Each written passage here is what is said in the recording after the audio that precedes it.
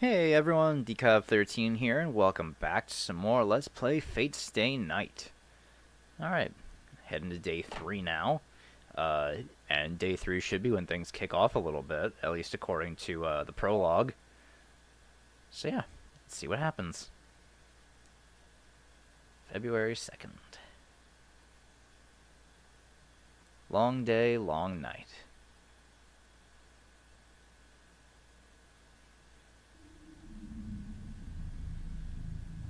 I'm in a fire. Houses crumble and people burn. No matter where I go, all I see is crimson. This is what I saw 10 years ago. It's a long-forgotten memory of the past. I run through the scenery, recreating what happened. I know it's a nightmare, but there's no way to escape. I run and run. I keep running. Every time the scene ends with me as a child running out of energy and getting rescued.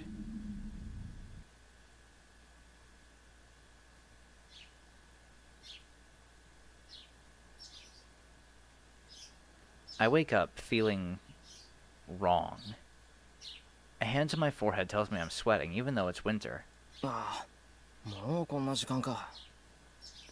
clock reads past 6. I hear the soft sound of chopping from the kitchen. Not really the time to be impressed by what an early riser she is. I need to hurry up and get ready so I can help her with breakfast.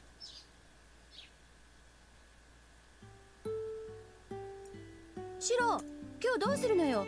土曜日だから午後はアルバイト？いや、バイトは入ってないよ。一世のところで何かやってると思うけど、それがどうかしたか？別に。暇だったら道場の方に遊びに来てくんないかなーって。私、今月ピンチなのだ。ピンチって何がさ？お財布事情がピンチなの。誰かがお弁当作ってくれると嬉しいんだけどな。Fujinai. 断る。自業自得だ。たまには一食ぐらい抜いた方がいい。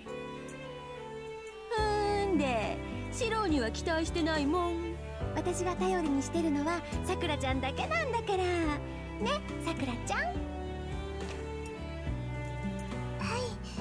い。私と同じものでよろしければ用意しておきますね、先生。オッケーオッケー。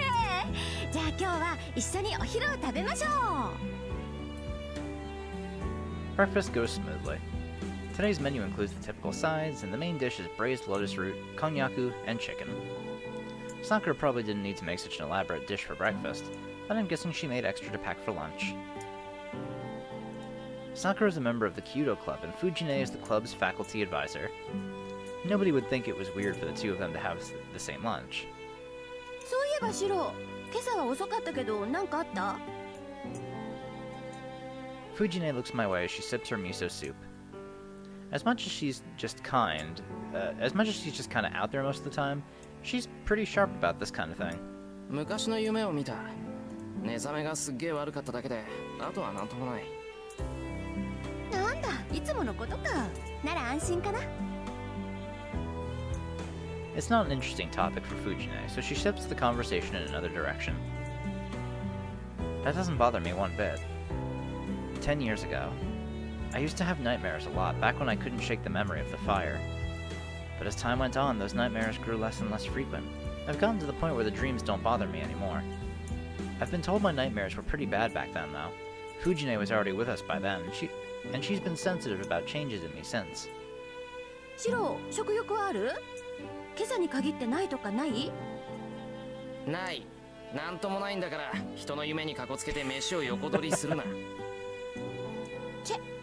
シロが強くなってくれて嬉しいけど、もうちょっと繊細でいてくれた方がいいな、お姉ちゃんは。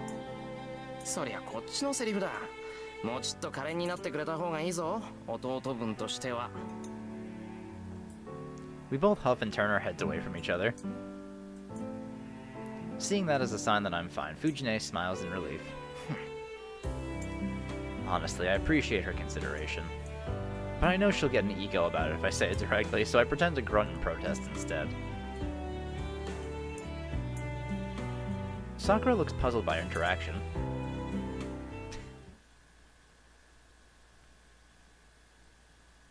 Soon after Fujine leaves, I lock up and Sakura and I leave as well. 先輩、今日の夜から月曜日までお手伝いに来れませんけどよろしいですか？別にいいよ。だって土日だろ。さくらだって付き合いがあるんだから気にすることないぞ。え、そんな違います。そういうんじゃないです。本当に個人的な用事でちゃんと部活にだって出るんですから。だから何かあったら道場に来てくれれば何とかします。別に土日だからって遊びに行くわけじゃないです。だから変な勘違いはしないでもらえると助かります。 What? Sakura's acting suspicious. Or rather, she seems nervous. I don't know why, but it's probably just that she can't come over for the weekend. 分かった。なんかあったら道場に行くよ。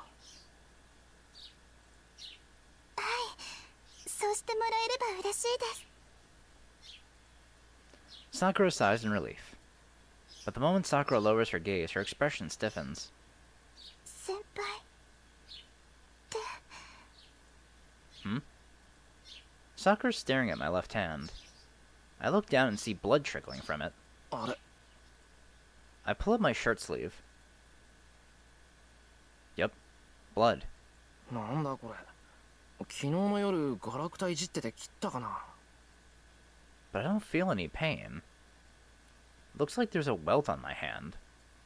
The bruise stretches all the way from my shoulder to the back of my hand. Looks like a snake that's trying to reach my palm from the top of my shoulder. 痛みもないし、すぐに効くだろう。大丈夫。気にするほどじゃない。はい。先輩がそう言うのでしたら気にしません。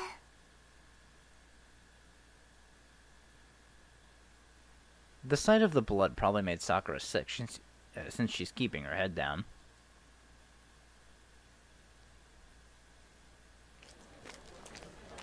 Sakura heads to the club while I head to the school building. The schoolyard is filled with athletic club members training. The morning is practically brimming with enthusiastic energy. But something feels strange. Everything in the school is as usual. The students exercising for morning practice are lively, and the new school building is spotless. 気のせいか、これ。 But when I close my eyes, the mood changes drastically.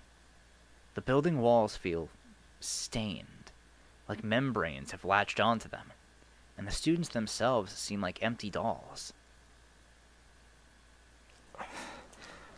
疲れてるのかな、おい。 I shake my head to clear it and head into campus.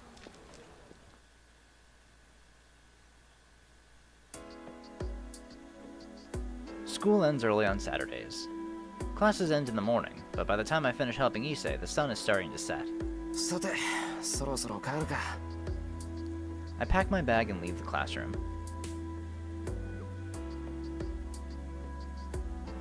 But then, なんだ、まだ学校にいたんだ、エミヤ。 I run into Shinji. There are a few girls behind him making a small commotion. やることもないくせにまだ残ってたの？ああ、そうか。また生徒会にごますってたわけね。いいね、エミヤは。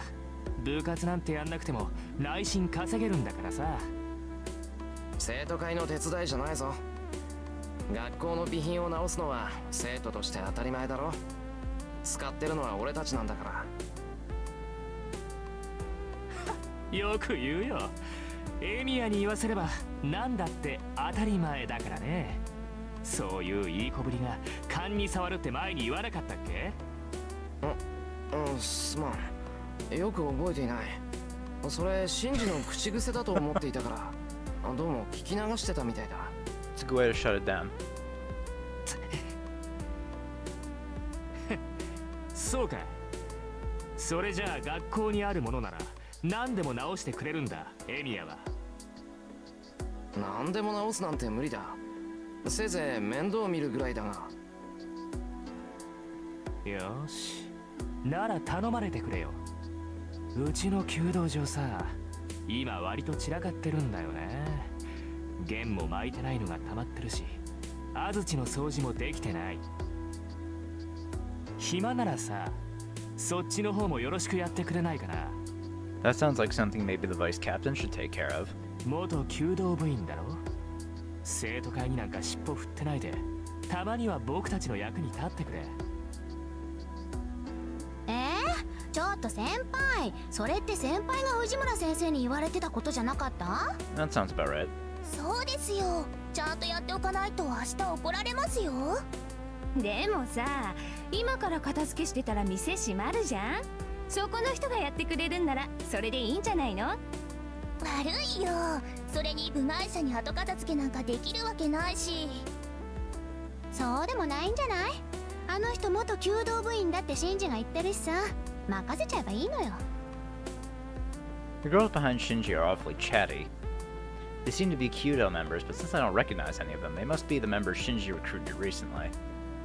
じゃあ、あとはよろしく。鍵の場所は変わってないから、勝手にやっといてよ。文句なあ、構わないよ。どうせ暇だったから、たまにはこういうのも悪くない。サンキュー。それじゃあ行こうぜみんな。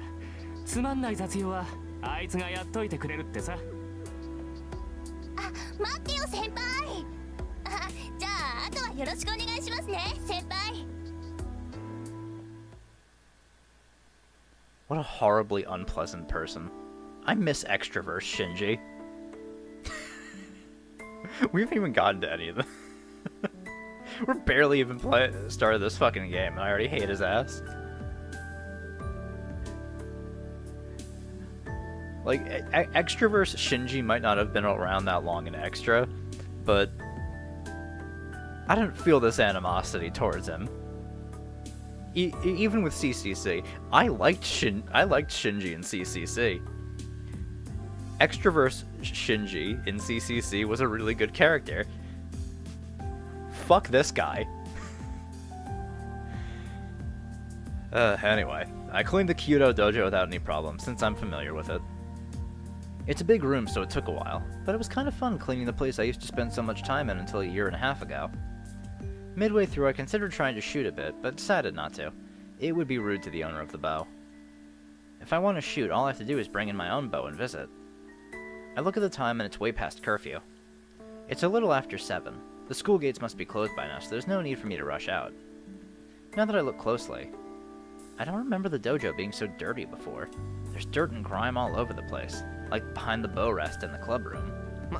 ここまで来たら1時間も2時間も変わらないか。I've already started, so I might as well clean every nook and cranny.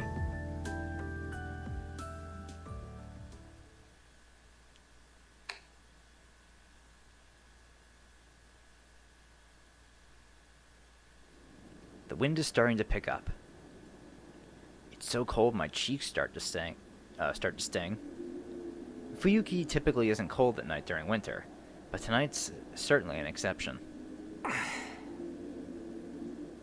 My breath fogs the air with every exhale. なんだ、暗いと思ったら月が隠れてるのか。I look up and there's no light in the sky. The strong winds send the clouds speeding across the night sky. Curfew is long past and there's no sign of life in the empty school. Not so much as a sound can be heard on campus, and it seems to be covered with colder air than any place in town. I think I heard something. I do hear something. 確かに聞こえる。校庭の方か。That night under the frosty sky, I guess I just got curious about the sound that broke the hushed silence. So I headed toward the sound to investigate.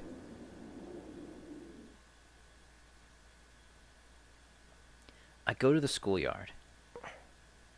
人？ It looks that way, at least from a distance. It's just so damn dark. I need to get closer if I want to find out more. The sounds grow louder, more intense. I know that sound. It's clashing metal.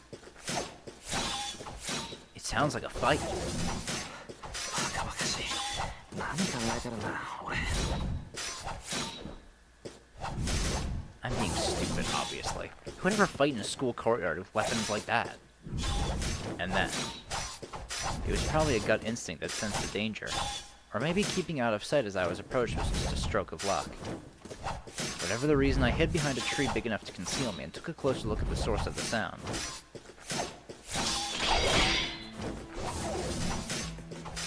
There my mind froze. I can't comprehend what I'm seeing. A man in red and a man in blue. The two of them are clad in armor so ancient it's several steps beyond old-fashioned. It's a ridiculous sight, but their rapid, deadly movements make clear that their fight is no joke. I don't understand. I can't even follow their movements. They're too fast. Their movements look so surreal, my mind can't function properly. The sound of their clashing weapons is the only thing convincing me the two of them are actually fighting to the death. But there's one thing I'm sure about. They're not human. They have to be something else in the guise of humans. My magecraft training isn't why I know this. Anyone can see that these two aren't human. To start, humans just can't move like that. Nobody should get involved with whatever that is. I can feel their intent to kill, even from a distance. I'm going to die. My body instinctively knows before my brain kicks in. But I just won't live if I stay here. My racing heart is proof of that. I sense their living thing is designed only to kill. No knife or blade would be a match for whatever they're wielding. They're clearly meant only to kill. I suddenly remember yesterday's murders. The family that fell victim is said to have been killed by a bladed weapon. I should stay and watch another second, but I can't move a muscle. I can hardly breathe. My mind is telling me to flee, but something else tells me they'll find me the second I move. More than any internal conflict, though, I'm just paralyzed. I'm more than 40 meters away from them, but I still imagine getting stabbed in the back with that spear. I can't breathe.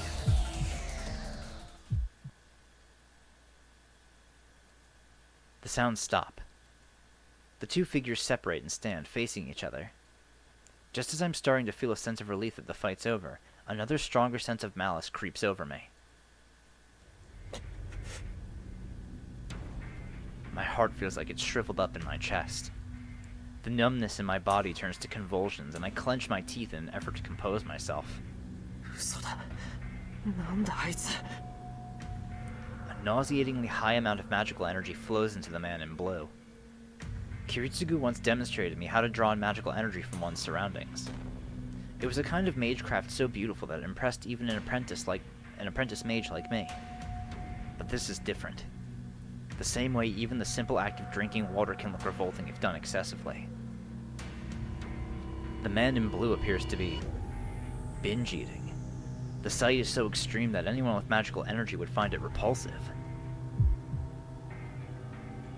He's going to die. The man in red is dead meat. The attack will be infused with more magical energy than anyone could possibly defend against. He's going to die. That inhuman something in the guise of a man is going to die. But can I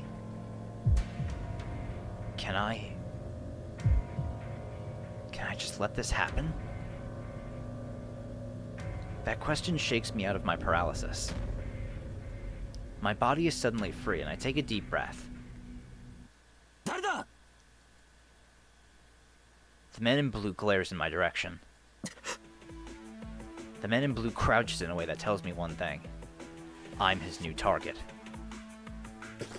My legs are moving before I even have the thought of running. The rest of my body finally realizes it's time to flee for my life, and suddenly all my energy is being poured into doing exactly that. I don't remember where I ran through or how I got there, but I'm in the school building. 何を。バカな。 I regret my own actions as I huff and puff. I should have run towards town. I've got to be the world's biggest idiot thinking I can escape by running into an empty building. A school of all places. There must have been other better places to hide. And what the hell convinced me I'd die if I didn't run to begin with?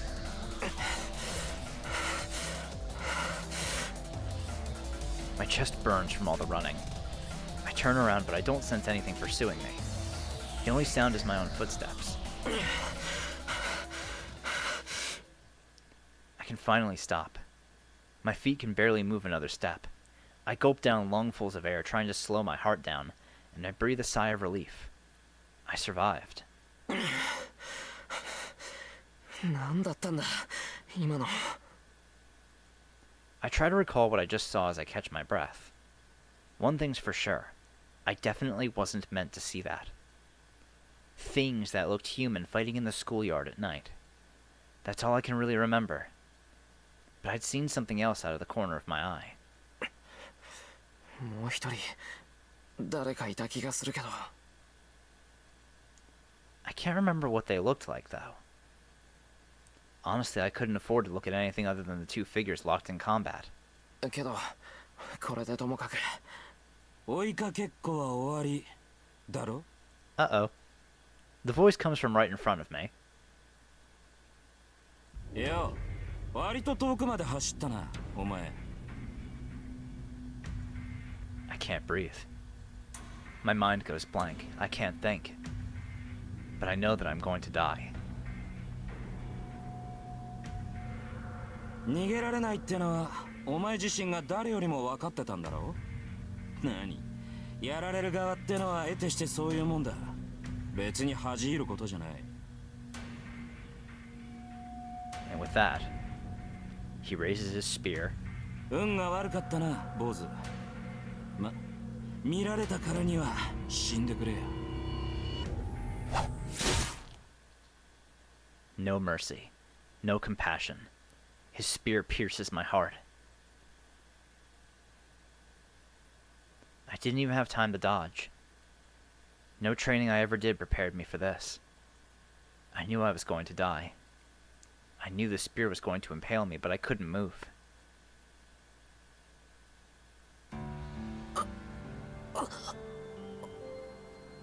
The world distorts around me. My body grows cold. Numbness creeps from my fingertips into the rest of me.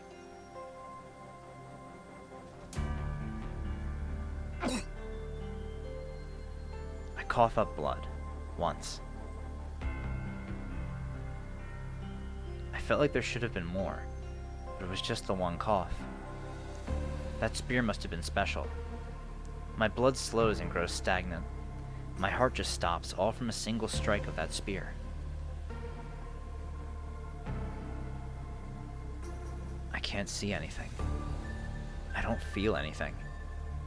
I'm like a jellyfish floating in the dark sea at night. I stopped feeling pain long ago. The world has turned white. I'm the lone dark spot. So rather than being aware that I died, it just feels like everything around me has ceased to exist. I know this. I experienced the same thing 10 years ago. This is what dying feels like. 死人に口なしってな。弱いやつがくたばるのは当然といえば当然だが。 My eyes can't focus. まったく嫌な仕事をさせてくれる。このざまで英雄とは笑い草だ。 I can only hear his voice. 分かっている。文句はないさ。女のサーバントは見たんだ。 Oh, he's talking to his おとなし master. く戻ってやるよ。 He sounds so irritated. Afterwards, I hear footsteps fading down the hallway. アーチャーか。蹴りをつけておきたいところだが、マスターの方針を破るわけにもいくまい。まったく、いけすかねえマスターだこと。 The voice suddenly disappears. He must have jumped out the window. Afterwards, the footsteps I heard earlier stop. There's an awkward silence. Then footsteps again. I can't hear that well anymore. 追ってアーチャー。ランサーはマスターのところに戻るはず。せめて相手の顔ぐらい把握しないと。 I don't know who's talking. I muster up all my concentration as my mind fades, but I still can't put my finger on it. All I can hear now is the sound of my breathing. My lungs must still be functioning. I hear a loud whistling sound coming from my mouth, like a passing typhoon. その割にはまだ死んでないってのはすごいな。 I sense somebody peering into my face. My breathing must be loud as the person reaches their finger out to try to close my mouth. やめてよね。なんだってあんたが。 Whoever it is, they grit their teeth, seeming troubled. The moment I hear that sound, the person touches me without hesitation. 破損した臓器を偽装して代用。その間に心臓一つ丸々修復か。こんなの成功したら時計塔に一発合格ってレベルじゃない。 The voice sounds distressed. But at that moment, my fading consciousness finally flickers to nothing. Sensation returns to my body. Slowly, little by little, my bodily functions return, like dewdrops trickling down a leaf. Drip, drip. What's going on? The person hovering over me is sweating, intensely focusing on where their hands are pressed against my chest. The next thing I know, the palm over my chest grows extremely hot. It's so hot my corpse jolts and my cold, stagnated blood starts to flow again. I sense the person take a deep breath and sit down. 疲れた。 I hear something fall. まあ仕方ないか。ごめんなさい父さん。あなたの娘はとんでもなく薄情者です。 That was it. The person mocks themselves, then leaves. My heart resumes beating. And then I finally pass out. But it's not the everlasting sleep I expected. I fall into a slumber, bound to wake up again.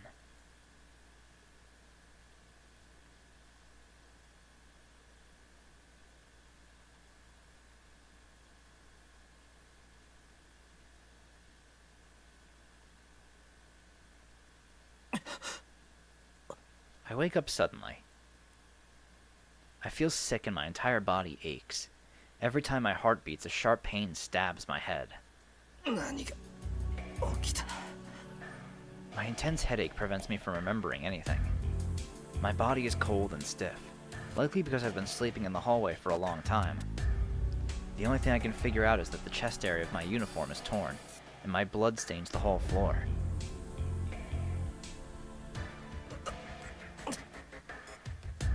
My head feels hazy as I get up. The spot where I've been lying looks like a murder scene. くそ、本当に。 Was my chest stabbed?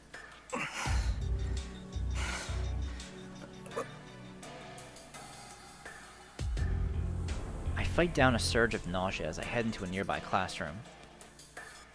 Staggering, I open a closet and pull out a rag and bucket. 何してんだろう、俺。 I'm still confused.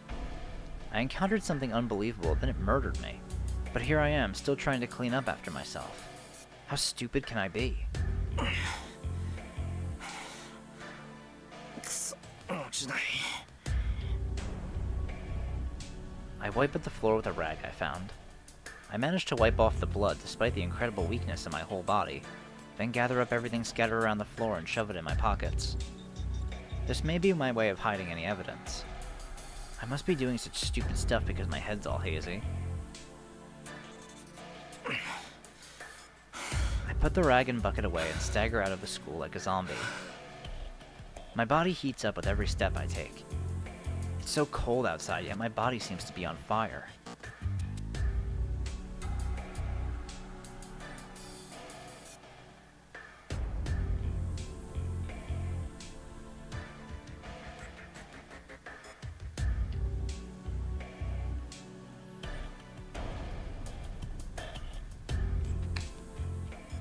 By the time I reach my house, the date has changed. There's nobody in the house. Sakura and even Fujine left long ago. I collapse on the floor. Lying on the floor is what lets me finally calm down a bit. I inhale deeply. My heart feels like it cracks every time my chest expands to draw in air. Actually, it's the opposite. It's not that my heart is cracking. The hole in my heart was just patched up, so expanding my chest opens the wound. 殺されかけたのは本当か。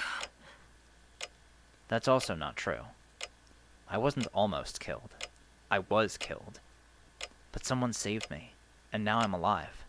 誰だったんだあれ。例ぐらい言わせてほしいもんだけど。 If they were in the area, it means they could be involved with the people fighting. But it still doesn't change the fact that they saved me, so I need to thank them properly one day. The moment I drop my guard, the pain returns. At the same time, nausea strikes me. I sit up to hold the nausea at bay.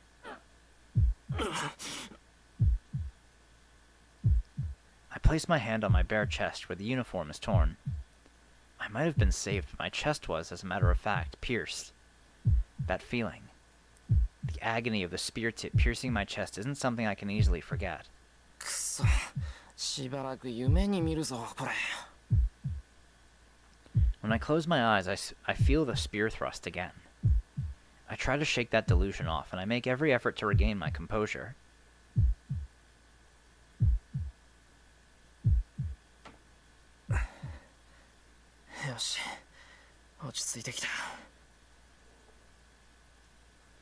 This must be thanks to my nightly training. My thoughts clear as I take slow, deep breaths. The fever and nausea abate a bit. それであれのことだけど。 The man in blue and the man in red. They looked human, but I know they're not. They could have been ghosts of some kind. But I've never heard of ghosts having forms that allow them to interact with humans like that. And the thing was talking, which makes it a little harder to believe it was a ghost if it had a will of its own. From what I've heard, the only spirits that possess physical bodies are the elemental types. But I thought elementals didn't look human. いや、問題はそんなじゃなくて。 There's a more fundamental issue. Those two were trying to kill each other. And there was a robbery and murder at a house nearby.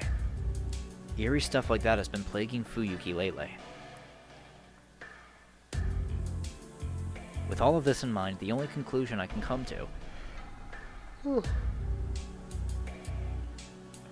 Just trying to hold it in until the end of the sentence. Damn it. With all this in mind, the only conclusion I can come to is that the situation is out of my control. こんな時、親父が生きてれば。 I guess that was kind of whiny, but I'll put it down to the patched up chest wound that still feels so raw. まぬけ。わからなくても自分にできることをやるって決めてるじゃないか。 I can complain later. First of all, I need to decide whether I should get involved or not. Uh-oh. The bell on the roof of the house rings. No matter what anyone says, this house is still a mage's house. A bounded field is set around it. If there's ever an intruder in the area, an alarm rings. こんな時に泥棒か。 I berate myself for my own idiocy. Of course it's not a burglar. Given the timing right after that weird incident, there's definitely an intruder. It's no burglar. It's an assassin. They're here to take a life, not property. Because that man said so himself. You saw what you saw, so you gotta die. The house is dead silent. That same murderous intent I felt at the school creeps closer through the hushed darkness. I gulp. A chill prickles like needles along my spine. It's no illusion and it's not my imagination. I know that the moment I leave this room, I'll be stabbed again. I desperately try to contain my scream. The instant that I scream, that assassin will just leap right in and kill me. And that would just be a repeat of what happened before. I'm not prepared and I'm not going to be impaled again.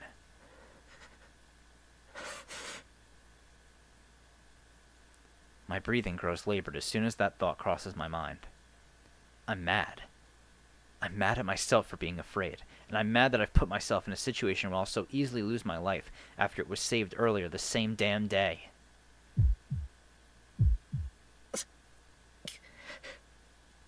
I grit my teeth and hold my hand tight over my wounded chest to restrain myself. I need to get used to this. This is the second time. This is the second time I'm about to die.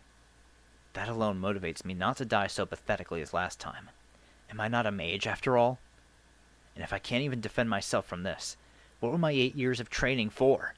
いいぜやってやろうじゃないか I'm not going to agonize over complicated things anymore. Right now, I just need to drive away whoever's here. まずは武器をどうにかしないと I may call myself a mage, but the only thing I can do is reinforce something that might work as a weapon. You need a weapon to fight, after all. There's plenty of things that might work as a weapon in the storehouse, but I'm not anywhere near there. If I leave the living room and get ambushed, I'm just going to expose myself and it'll be a repeat of what happened earlier. It won't be easy, but I've got to find a weapon here. Something long and thin would be good. My opponent's weapon of choice is a spear, so a knife would be all but useless. A wooden sword would be best, but I obviously don't have one just lying around. Something around here that might be suitable as a weapon. うわ藤姉が置いてったポスターしかね Well, that's better than nothing. Steel poster. Oh, unless it's just the regular poster. I can't help but feel utterly dejected. But the desperation makes me all the more determined. The situation's so bad it can't really get any worse. Then all that's left for me to do is move forward until I have no energy left. トレス I speak my incantation and I inject magical energy into the rolled up 60-centimeter poster. I try to imbue as much magical energy as I possibly can into the poster to solidify it, since it needs to work as a weapon to go up against that spear. Composition, analyze. Oh, right. 解明 I focus my consciousness. Magical energy permeates the poster, as if I'm staining its fibers with my own blood. 構成材質補強 I feel that I've hit the end. Right before magical energy spreads throughout the poster and spills out, I say, トレスオフ I cut my connection with the poster. I tremble with excitement. The poster is hard as steel, but its weight remains the same as before. It's turned out great for a hastily improvised sword. うまくいった How long has it been since my strengthening magecraft succeeded? My magecraft hasn't worked ever since Kiritsugu died, and so for it to succeed at a time like this seems ironic. ともあれこれで I may be able to defend myself. I at least have some discipline in swordsmanship. I grip the poster with both hands and stand in the middle of the living room. If I stay here, I'm dead, but I don't think I can make it outside the mansion either. So I just need to head to the shed and make a stronger weapon there. Just as I start trying to hype myself up, every hair on my body stands on end. I'm not sure when he got in, but the guy drops from the ceiling straight toward me. A silvery flash strikes my head from above. I can only assume he came through the ceiling and he descends on me, meaning to skewer my head. I roll forward in a frantic dodge. The man lands with inhuman grace as I clumsily roll out of the way. I stop myself quickly and get to my feet, makeshift sword at the ready.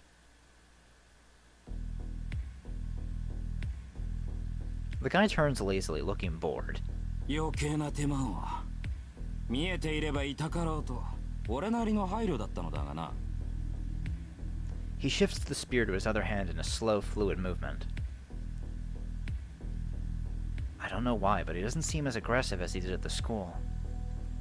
Which might give me a chance at escaping him.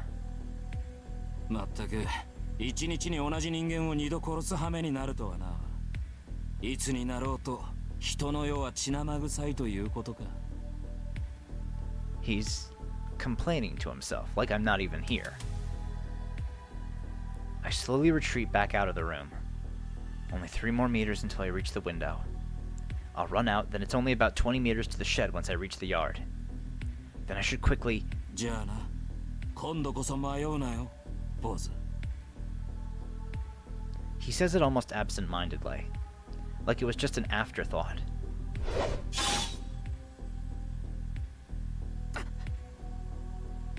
Pain shoots up my right arm. It all happens in an instant. He thrusts his spear forward, not even giving me the time to react. I should have died for a second time right there. The makeshift sword in my hand spared me that fate. He probably thought I'd just been holding a rolled-up paper. He struck as if I hadn't been holding anything at all, but the reinforced paper sword deflected the attack so it only grazed my arm. ほう、変わった芸風だな、おい。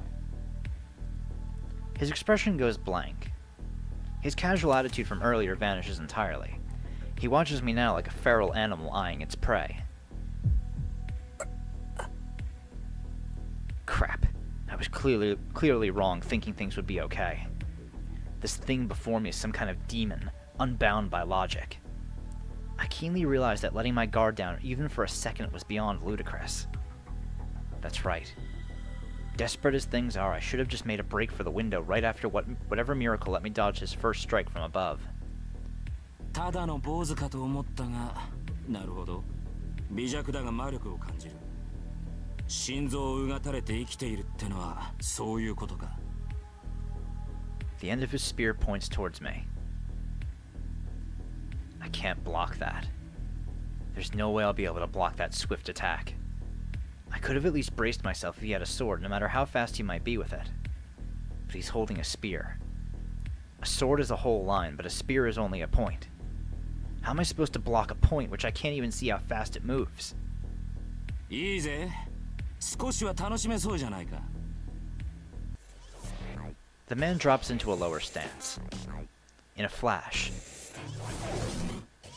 the spear swings in sideways. I instinctively parry the blow aimed at my face. いい子だ。ほら次行くぞ。 It's a cyclone. I'm not sure how he's moving his spear in this small room, but it traces a beautiful arc without even touching the walls. The next swing comes from the opposite side, aiming at my torso.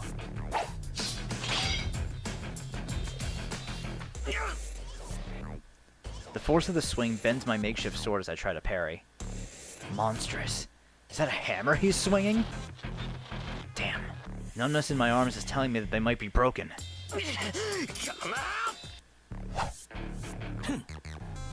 I instinctively swing my sword. He must be mocking me with the way he keeps flicking his spear at my sword without drawing back at all. Numbness creeps into my arms after going on the attack. My makeshift sword bends even more, and the man's spear changes trajectory slightly. 使えねえな。機会をくれてやったのに無駄な真似しやがって。まあ、魔術師に切り合いを望んでも仕方ねえんだろうな。He moves like this is just a game. Such confidence. He'd been letting me take a swing at him after he took a couple shots at me. I wasted my one opportunity as nothing more than a stopgap. So he sees no point in continuing this. 拍子抜けだ。やはりすぐに死ねよ、坊主。The man readies his spear again. During that microscopic opening, I don't turn back to look. I just leap backward through the window.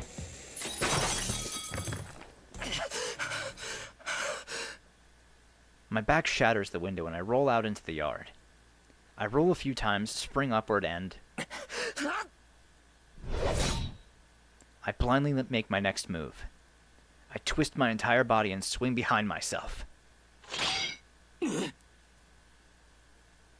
manage to bat the man's spear aside and he hesitates for just an instant. I knew it. If I jumped out the window, he was going to have to chase after me. And he would catch up to me and go in for the kill before I had the chance to get up. So I expected his fatal blow and swung my sword to the side with all my might. It was a risky move. He'd have killed me if I'd been even a second late, and I'd have just been as dead if I was early too. But knowing the incredible gap in our skill, I figured there was no way I could have been early. The only thing I had to do was get up as quickly as I could and parry the attack I knew would be coming at my back. The gamble pays off and my swing deflects his spear. I quickly reposition myself. Now I just need to run to the shed while he's still confused. 飛べ Ooh, he mad. He's not holding the spear anymore now, and he's right in front of me. He turns on the spot in a roundhouse kick.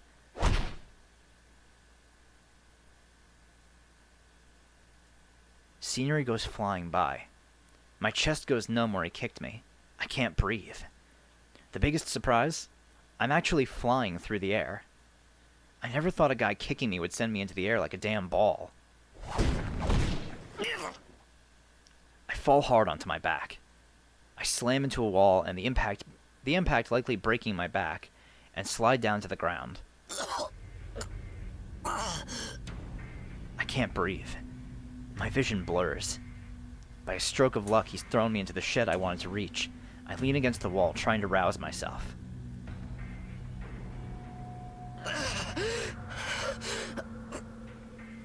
I try to track the man through blurry eyes.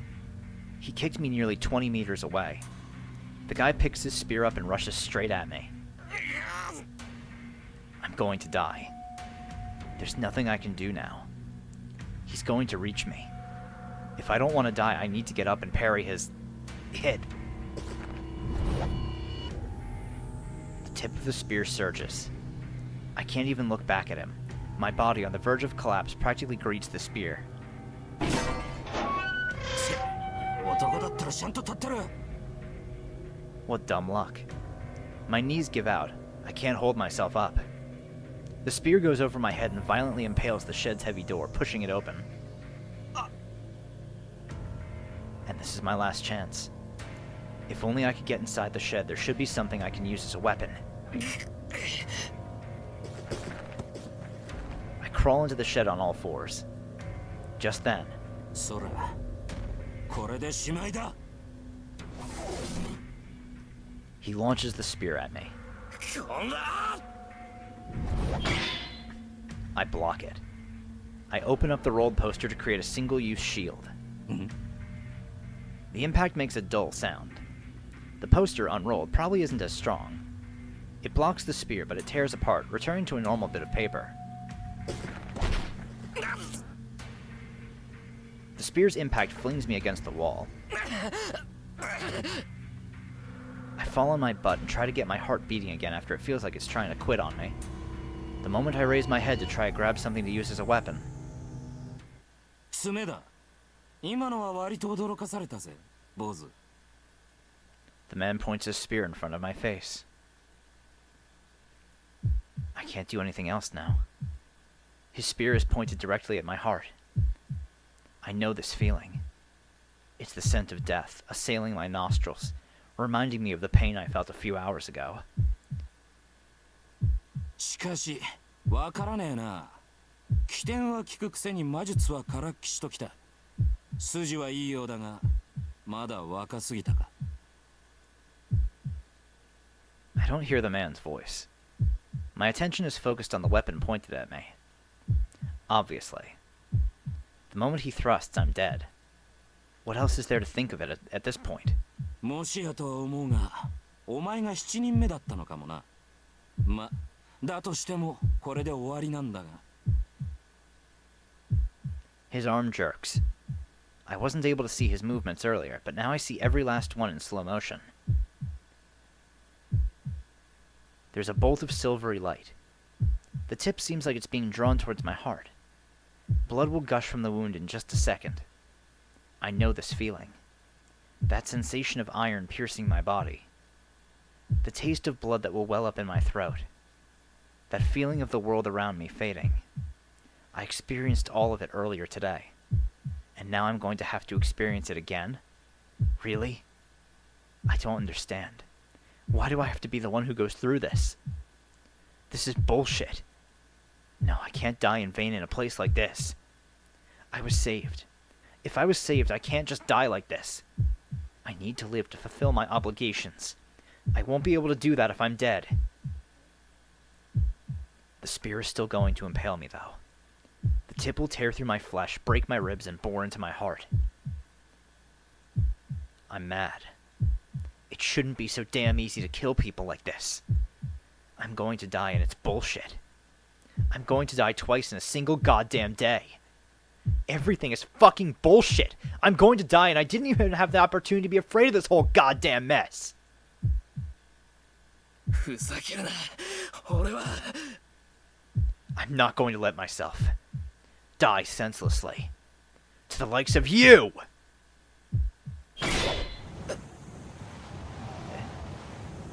Yeah, is absolutely the right word for this moment. 何 Like magic. A figure appears out of a bright light shining from behind me. I can't think. All I know is that the figure is a girl. I hear a high-pitched sound. And the moment the figure appears, it pushes aside the spear pressed to my heart and steps between me and the man without missing a beat. 本気か7人目のサーバントだと He tries to regain his composure after the spear is pushed aside as the girl brandishes something in her hand. Sparks fly. Hard metal clashes and sparks fly again. The man stomps his foot after blocking the woman's attack. He must have realized that he's at a disadvantage because he leaps out of the storehouse with bestial agility. She must intimidate him, but she quietly turns towards me.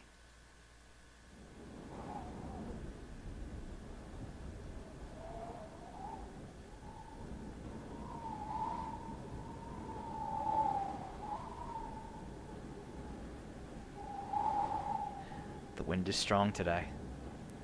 The clouds slide away and the moon shines through for a brief instant. The silver moonlight shines into the shed, illuminating the girl who appears like a knight. I'm speechless. And it's not because I'm confused by all the things that just happened. The girl before me is so astonishingly beautiful that I'm at a loss for words. The girl's eyes, like precious jewels, stare at me without emotion. とあなたが私のマスターか Her voice sounds so valiant. マスター I can only repeat her words back to her. I don't understand what she's saying, nor do I know who she is. All I know is that this slender, delicate-looking girl is similar to the man outside.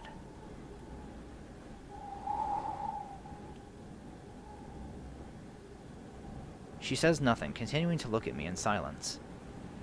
I don't know how to describe her. She's special.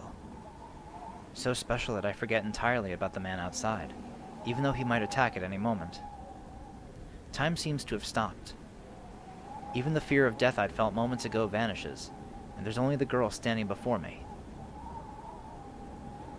サーバントセーバー召喚に従い参上したマスター指示を It's the second time she speaks. And the moment I hear the word master and the name Saber echoes in my ears. Pain shoots through my left hand. It's hot, like being branded by an iron. I unconsciously press the back of my left hand. Taking that as a sign, the girl silently nods her beautiful head. これより我が剣はあなたと共にありあなたの運命は私と共にあるここに契約は完了した契約って何の I'm still a mage in training, so I understand what those words mean. But the girl doesn't respond to my question. She simply looks away with the same grace she'd shown when she nodded. She turns towards the shed's ruined door. Outside, the man readies his spear.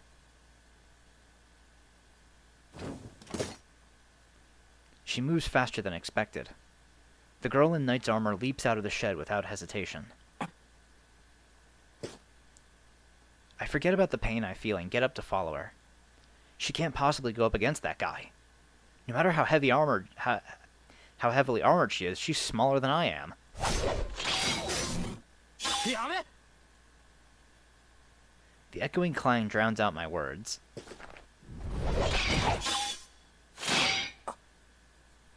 can't believe what I'm seeing. My head really does go blank this time. なんだあいつ。 The clash of swords echoes around me. The moon slips behind the clouds and the yard grows dark once again. And within the darkness, sparks fly as steel strikes steel. Without saying a word, the spear-wielding man meets the girl who leaped from the shed. She parries his spear and knocks away his other successive attacks, driving him back with each attack. I can't believe it. This girl, Saber, is somehow overpowering the man. The battle has begun. What happened between that man and I earlier doesn't even count as a battle. A battle? That's a fight between two people, each able to kill each other. No matter the difference in ability, it can still be called a battle as long as both are able to kill the other. In that sense, these two are fighting a battle. The man attacks her, swinging his spear so quickly I can't even see his strikes. Somehow, she parries every attack perfectly, with something, as she closes in on him. The man backs up slightly, clicking his tongue hatefully. He holds his spear vertically to ward off her attacks on his side.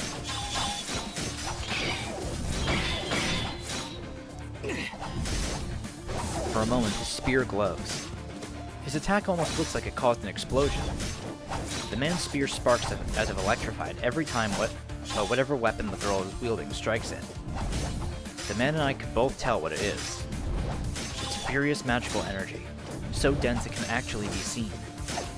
Her attacks are charged with incredible amounts of magical energy. The unbelievable amount of magical energy crackles along her opponent's weapon every time they make contact. The sheer force of her attacks must be staggering. If the man's spear strikes are precise like a sniper rifle, her blows must be like the overpowering blast of a shotgun. Each of the girl's attacks bathes the yard in flickering light. And yet, that's not what's overpowering the man.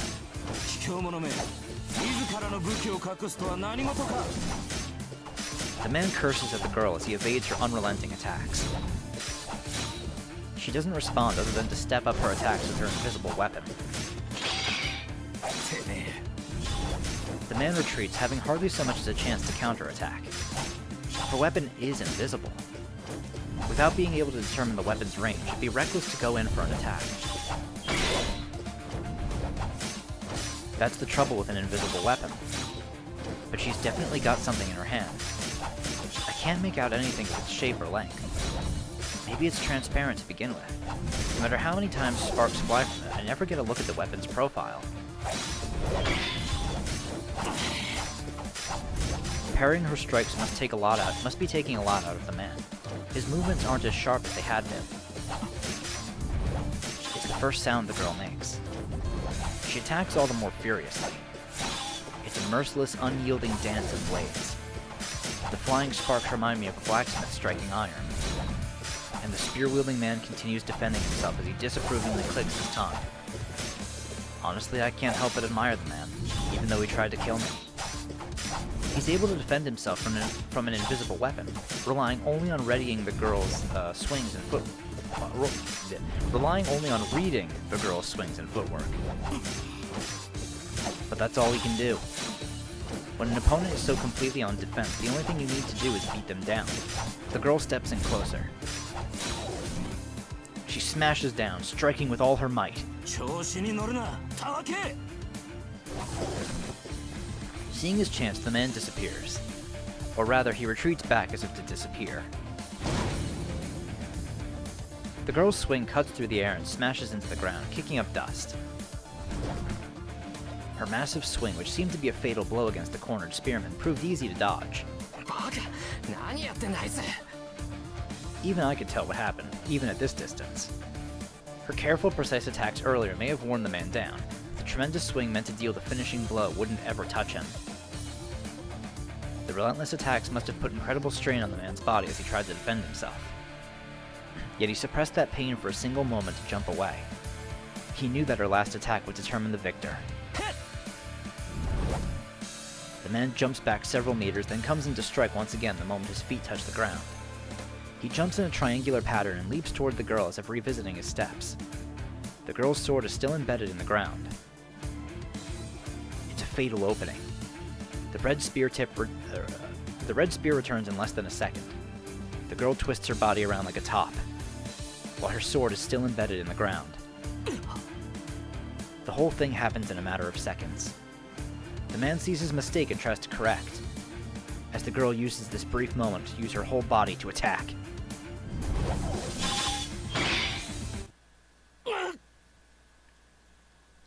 Both the man and the girl seem unsatisfied, though. Both struck intending to kill. Both survived, so everything leading to this moment was in vain. The two open a bit of distance between themselves. They both just quietly stare at each other. The strain the battle inflicted on them seems to be too much. どうしたランサー。止まっていては僧兵の名が泣こう。そちらが来ないのなら私が行くが。わざわざ死にに来るか。それは構わんが、その前に一つだけ聞かせろ。貴様の宝具、それは剣か。 He phrases his question so bluntly. He glares as if trying to look through her. さあどうかな。旋風かもしれぬし、双剣かもしれぬ。いや、もしや弓かもしれんぞ、ランサー。抜かせセイバー。 Somehow, this conversation seems to be amusing him. The man called Lancer briefly lowers his spear. It looks as if he's saying he doesn't want to fight anymore. The girl seems puzzled by Lancer's move, but I know what his stance means. I remember the fight at school a few hours ago. It's the killer move that was supposed to have ended the battle. ついでにもう一つ聞くがな。お互い初見だしよ。ここらで分けって気はないか。悪い話じゃないだろう。そら、あそこでほうけているお前のマスターは使い物にならんし、俺のマスターとて姿を晒せねえ大ふぬけときた。ここはお互い万全の状態になるまで勝負を持ち越した方が好ましいんだが。断る。あなたはここで倒れろ、ランサー。そうかよ。たく、こっちはもともと様子見が目的だったんだぜ。サーバントが出たとあっちゃ長居する気はなかったんだが。The air wavers. Their surroundings appear to distort. Lancer lowers his stance. A chill creeps into the air. The same thing happened earlier. Magical energy rumbles as it forms a vortex at the tip of his spear. ホーグ。 The girl readies her weapon and glares at her enemy. I don't need to speak up. She knows very well how dangerous the enemy is. She is the one confronting him. じゃあな、その心臓もらい受ける。 The beast kicks the ground. Lancer appears in front of the girl so quickly he may as well have teleported. He takes his spear and aims at her feet. Even to me, that seems like a poor choice. I can't see any way an attack would be effective with the spear pointed at the ground in front of her feet. Apparently thinking the same, the girl leaps over the spear toward Lancer, intent on striking him down. But at that moment, his words alone radiate immense magical energy. Bark! The spear released from below angles towards the girl's heart.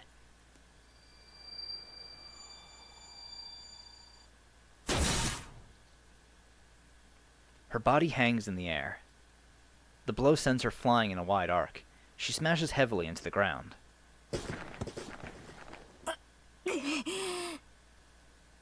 She's bleeding.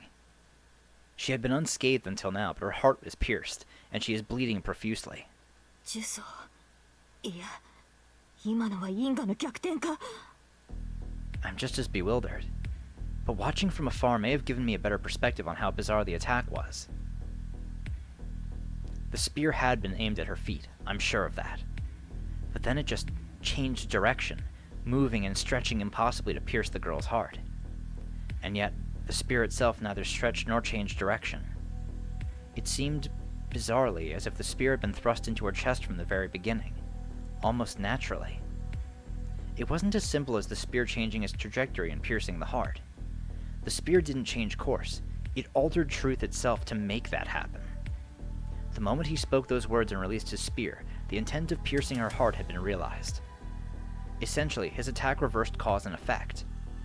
The result of the attack piercing the victim's heart is predetermined, so the spear's trajectory is merely an afterthought to establish the facts. It's a demonic splinter that breaks through all defenses. The moment it determines the target, the spear pierces the heart every time it's used, without exception.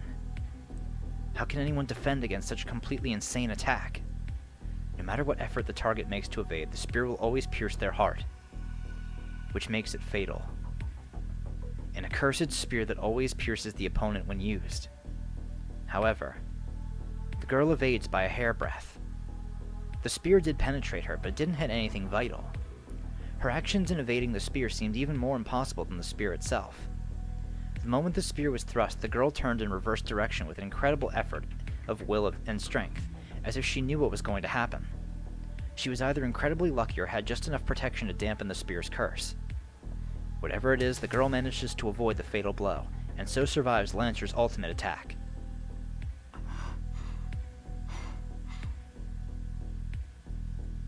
The girl tries to get her labored breathing under control. Although she had been losing a lot of it, blood stops seeping from her wound, and even the wound itself is closing up. So this is what a truly extraordinary person can do. I knew she wasn't normal, but she's more than outstanding. In terms of her skills in the fight against Lancer, in terms of the incredible amount of magical energy used for every attack, her body recovering on its own, she's obviously superior to Lancer. But that's only up until now. She may be healing even now, but her wounds are deep. If Lancer attacks now, she won't be able to defend herself. And yet, even though he's at an overwhelming advantage, Lancer doesn't move. He audibly grinds his teeth, and he glares at the girl. かわしたな、セイバー。我が必殺のゲイボルクを。 His voice seems to rumble up from the ground itself. ゲイボルク。オウミはアイルランドの光の巫女か。 Man, you know, I didn't really think he would just give away his true name so easily. Like, damn, dude, that's your trump card. You using it now? That's kind of crazy. Lancer's expression darkens. His hostility dissipates and he clicks his tongue in annoyance. ドジったぜ。こいつを出すからには必殺でなけりゃやばいってのにな。まったく有名すぎるのも考えものだ。 The oppressive mood lightens. Lancer no longer seems to have any intent of attacking the wounded girl. He turns his back as he walks to the corner of the yard. 己の正体を知られた以上、どちらかが消えるまでやり合うのがサーバントのセオリーだが、あいにくうちの雇い主は臆病者でな。槍が交わされたのなら帰ってこいなんて抜かしやが。逃げるのか、ランサー。ああ、追ってくるのなら構わんぞセイバー。ただし、その時は決死の覚悟を抱いてこい。 He lightly bounces off the ground. It's a wonder how agile he can still be, but Lancer jumps effortlessly over the fence and disappears before anyone can stop him. 待て、ランサー。 The injured young girl turns and starts running in pursuit. バカかあいつ。 I cross the yard as fast as I can. If I don't stop her, she'll go after him and maybe get herself killed. It turns out I don't need to chase after her. She tries to jump over the wall, but the moment she crouches to jump, she doubles over and grabs her chest.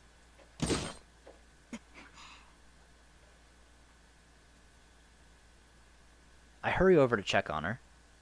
Well, I'd intended to just approach and call out to her, but that went right out the window the moment I got near her. She is completely unbelievable. The shining silver armor she wears looks extremely heavy. The clothing she's wearing, dated as it is a bright vivid blue. I'd never seen anything like it. No, her clothes are not what really enthralls me. She's absolutely beautiful. Her golden hair, illuminated by the moonlight, is extremely fine as spun gold. Her face is graceful with a trace of innocence, and her smooth white skin all but glows in the moonlight. I'm speechless. Her beauty completely takes my breath away. なんで Seeing a girl wounded in a fight made me absolutely furious. As I stand there gawking, the girl remains silent, her hand clamped over her chest. I manage to quit staring pretty quickly. She lifts her head and lets her hand fall from her chest, her pain seeming to have eased. She looks directly at me. I don't know quite how to respond to that gaze, but then I notice something. 傷がなくなってる The spear missed her heart, but it did pierce her chest, yet there's no outward sign of a wound. I've heard there's a kind of healing magecraft, but she didn't seem to use anything like that. That must mean she can heal herself no matter how wounded she is. My mind switches gears. I shouldn't be gawking at her. This girl is unbelievable, and I absolutely should not let my guard down around her until I know who she is and what's going on. お前何者だ I take a half step back as I ask the question. 何者も何もセーバーのサーバントです。あなたが私を呼び出したのですから確認をするまでもないでしょう。セイバーのサーバントはい。ですから私のことはセーバーと。 She says it so casually. There's a touch of contempt in her tone, but it remains mostly gentle, and hearing her voice makes my head go blank. Why the hell am I getting agitated? そうか変な名前だな I cover my burning face with a hand and respond stupidly, but I honestly don't know what else to say. Besides, how else would she respond when I just ask her what the hell she is? It'd be rude for me not to respond. 俺はシロエミやシロって言ってこの家の人間だ There's something wrong with me. I'm saying the dumbest things. But, well, she did give me her name. It's only polite that I give mine. I know I'm confused, but it's still important to remain rational no matter who I'm dealing with. The girl, Saber, just keeps watching me in my confusion. She moves not an inch. いや違う今のはなしだ聞きたいのはそういうことでなくてつまりだな分かっています。あなたは正規のマスターではないのですね。ねしかしそれでもあなたは私のマスターです。契約を交わした以上あなたを裏切りはしない。 Crap. I hear her, but I couldn't be more lost. The only thing standing out to me is that she keeps referring to me as Master. それは違う俺マスターなんて名前じゃないぞそれでは素人。ええ、私としてはこの発音の方が好ましい。 The moment she said my name, I thought my face might actually burst into flames. Isn't it a bit more normal to call someone by their last name when you first meet? ちょっと待てなんだってそっちの方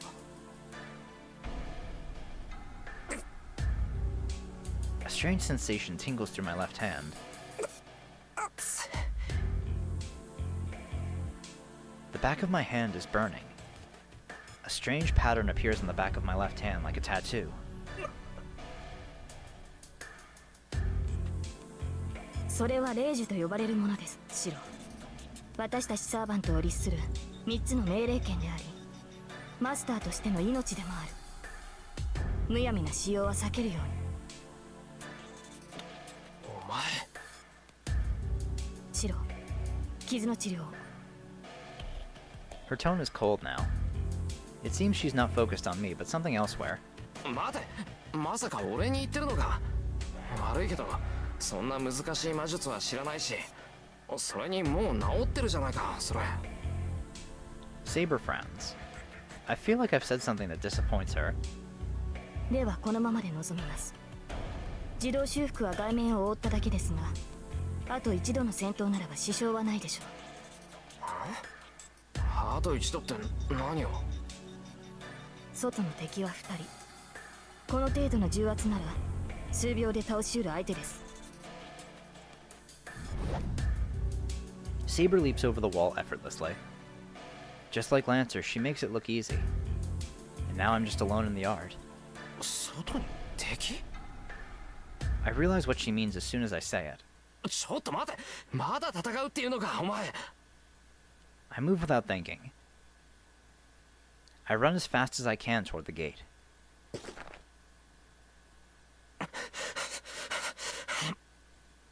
I reach the gate, unlock it with trembling fingers, and jump out. セイバー、どこだ I strain to see in the darkness.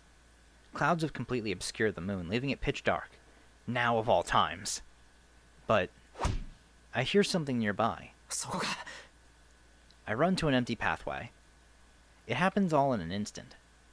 I see a familiar man in red and Saber fighting. Saber rushes him and breaks through his guard in a single sweep. She easily cuts at the man in red. Saber raises her arm, ready to... But before she's able to take his head, her incredibly powerful magecraft causes him to vanish. Saber doesn't stop. She dashes right at the person standing behind the man in red, and effortlessly negates the potent magecraft it unleashed. I knew she was strong, but this is just unreal. That was a sort of intervention magecraft way beyond anything I'm capable of. My old man might have been able to cast something with a bit of weight to it, but I'm not sure even a first-rate mage could just cast something so powerful at the drop of a hat like that. Even so, Saber nullifies the magecraft as if it were nothing. The enemy must be a mage, which means that this match's outcome is decided. The mage's attack doesn't work on Saber, and Saber drives at them mercilessly. The mage falls backwards with a thud. The enemy miraculously dodges Saber's attack, but they can't move anymore. Saber corners the enemy and levels her invisible sword at them. My mind freezes. Maybe it's a momentary glimmer of moonlight, but I see then that Saber is attacking a human. I can't tell who it is specifically, but the image of Saber killing someone, their blood... Sorry, cat at the door. I can't tell who it is specifically, but the image of Saber killing someone, their blood staining her hands, suddenly fills my mind. Saber moves in.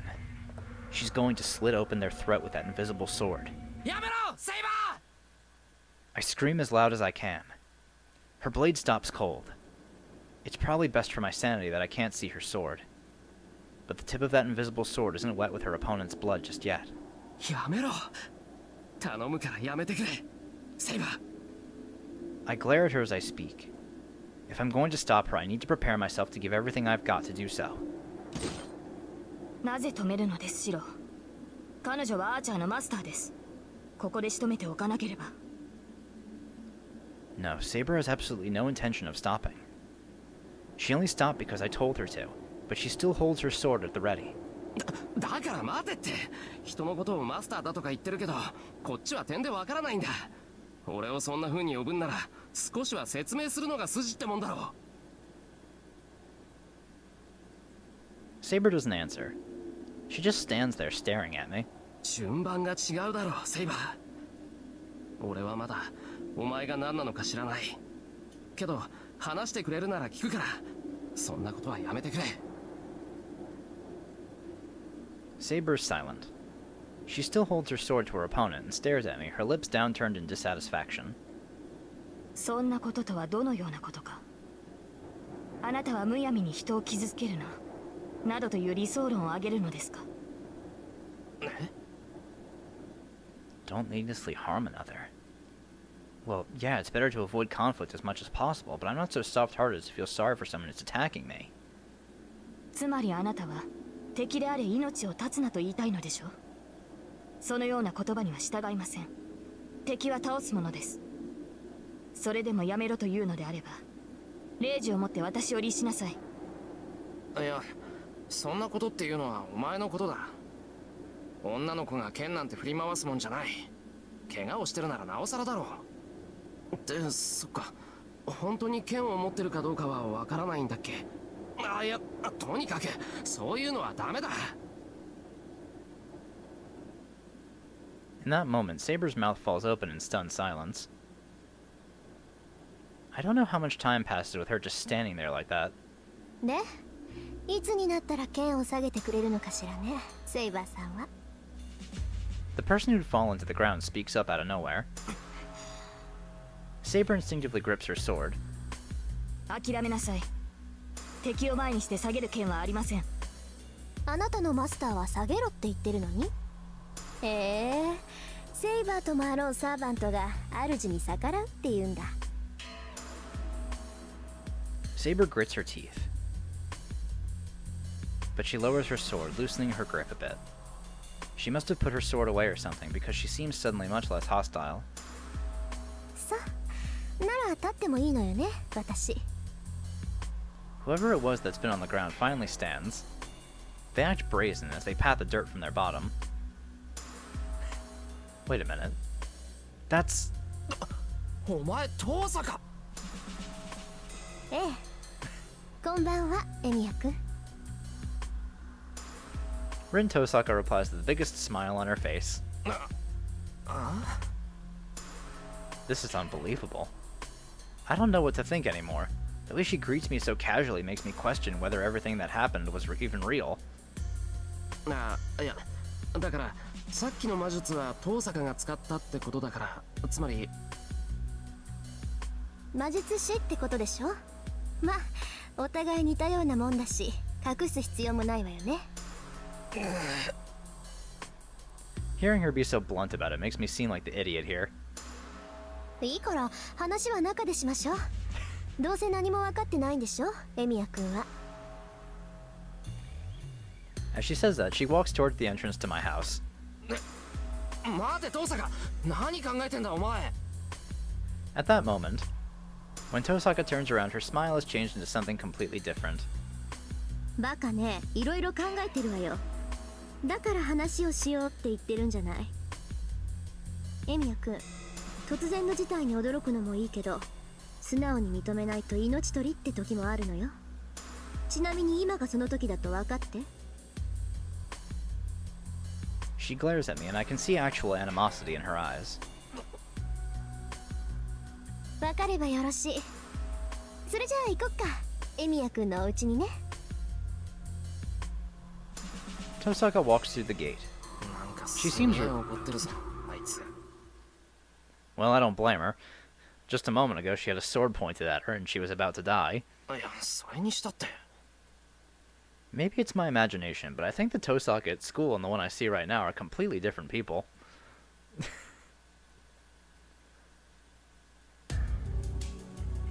And this is just weird as hell. Rin Tosaka, the most popular girl in school, the girl I admire, is walking in front of me, while a blonde girl named Saber, who calls herself a servant, is silently following behind me. The hallway feels like it's in a different dimension. But I can't stay a coward forever. I may still be in training, but I'm still a mage. Tosaka, who is apparently a fellow mage, is as bold as brass, so I have to hold my ground too, or else I'll look stupid. Though I can't really think of anything all that significant here. Like Saber still following me. She keeps calling me master, and we formed some kind of contract, which probably makes her kind of a familiar. I've heard of familiars an assistant mages use. Most mages transfer a part of their own body into something else, then use it as their double. But typically they're small animals. Things like cats and dogs are just easier to control. Some mages do use humans, but to do that they need an incredible amount of magical energy to constantly feed into the human to control them. Doing that would require a mage to use over half their own magical energy just to sustain the familiar, though. So it's not exactly efficient. Familiars are supposed to be tools to help mages, which is why they usually use small animals who can be controlled with minimal effort, and so aren't any burden. At least that's what I thought. 何かあるのですか、シオ。ああ、いや、なんでもない。Saber obviously looks human, and she is clearly superior to her master, that is, me. I don't have enough magical energy to restrain someone, let alone the magic circuits to control familiars in the first place. Which means Saber is nothing like a familiar. She called herself a servant. I don't know what she is, but that man named Lancer, that man in red, Tosaka has in tow are probably all the same. Which means Tosaka can also be called a master. I've already seen enough of her magecraft skills. I'm less than a fledgling, but based on what I've seen, Tosaka is probably worth 3 mages. Though there's really not much sense comparing any mage to someone like me, who can only do strengthening. What's clear is that Rin Tosaka is an exceptional mage. In spiritually strong lands, there are mage family lines which oversee a given area. The Emiya family came during Kiritsugu's generation, so our family is essentially outsiders. That's why I didn't know Tosaka came from a family of mages, and I don't think Tosaka knew I came from one either. There are several mages in this town I don't know about. If that Lancer guy is another mage is familiar too, that means I've gotten myself in the middle of some sort of fight between mages. へえ、結構広いのね。和風っていうのも新鮮だな。あ、エミヤくん、そこが今？ I should really just stop thinking for now. Now's the time to pay attention to what Tosaka has to say. I turn on the lights. It's already past 1 in the morning. 寒っ。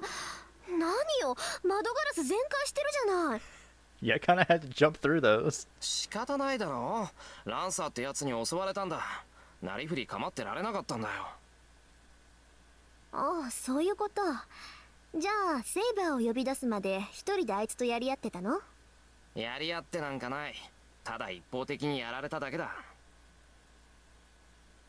ふーん、変な見え張らないんだ。そっかそっか、ほんと見た目通りなんだ、エミヤくんって。I don't know what's so amusing to her, but Tosaka walks over to the broken window. Tosaka picks up a broken piece of glass. She stares at it for a second.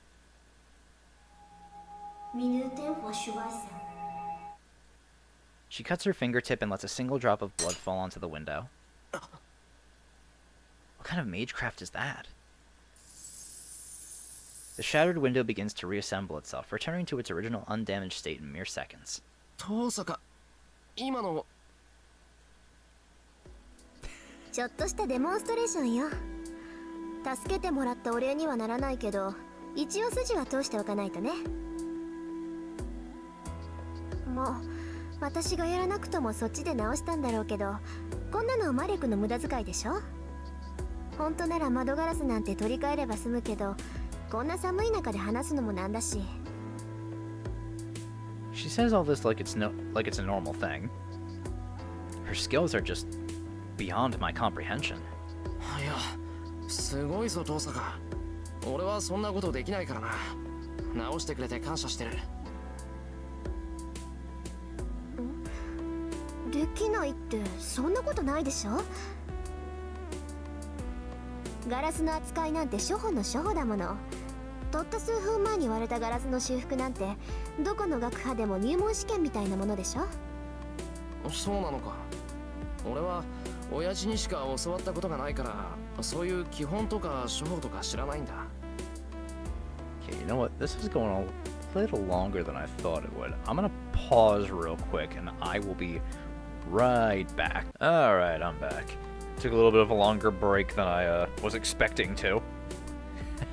At first I just took a break to feed my cats, and then I realized, oh hey, my brother's having people over, so I won't be able to go down and cook dinner. So I did that and ate real quick. That was about 2 hours to me, but it is 1 second to you guys, so I guess it really doesn't matter in the end. Anyway, hey. Huh? Tosaka stops abruptly. Crap, sounds like I said something I shouldn't have. ちょっと待って。じゃあ何？エミヤ君は自分の工房の管理もできない半人前ってこと？ That would be correct, Rin. いや、工房なんて持ってないぞ、俺。Well, actually, I have the shed I use for training, but I think calling that a workshop would just make Tosaka angrier. まさかとは思うけど確認しとく。もしかしてあなた5大要素の扱いとかパスの作り方も知らない？ I just nod. Hold on a sec. Forgot to bring something up. There we go.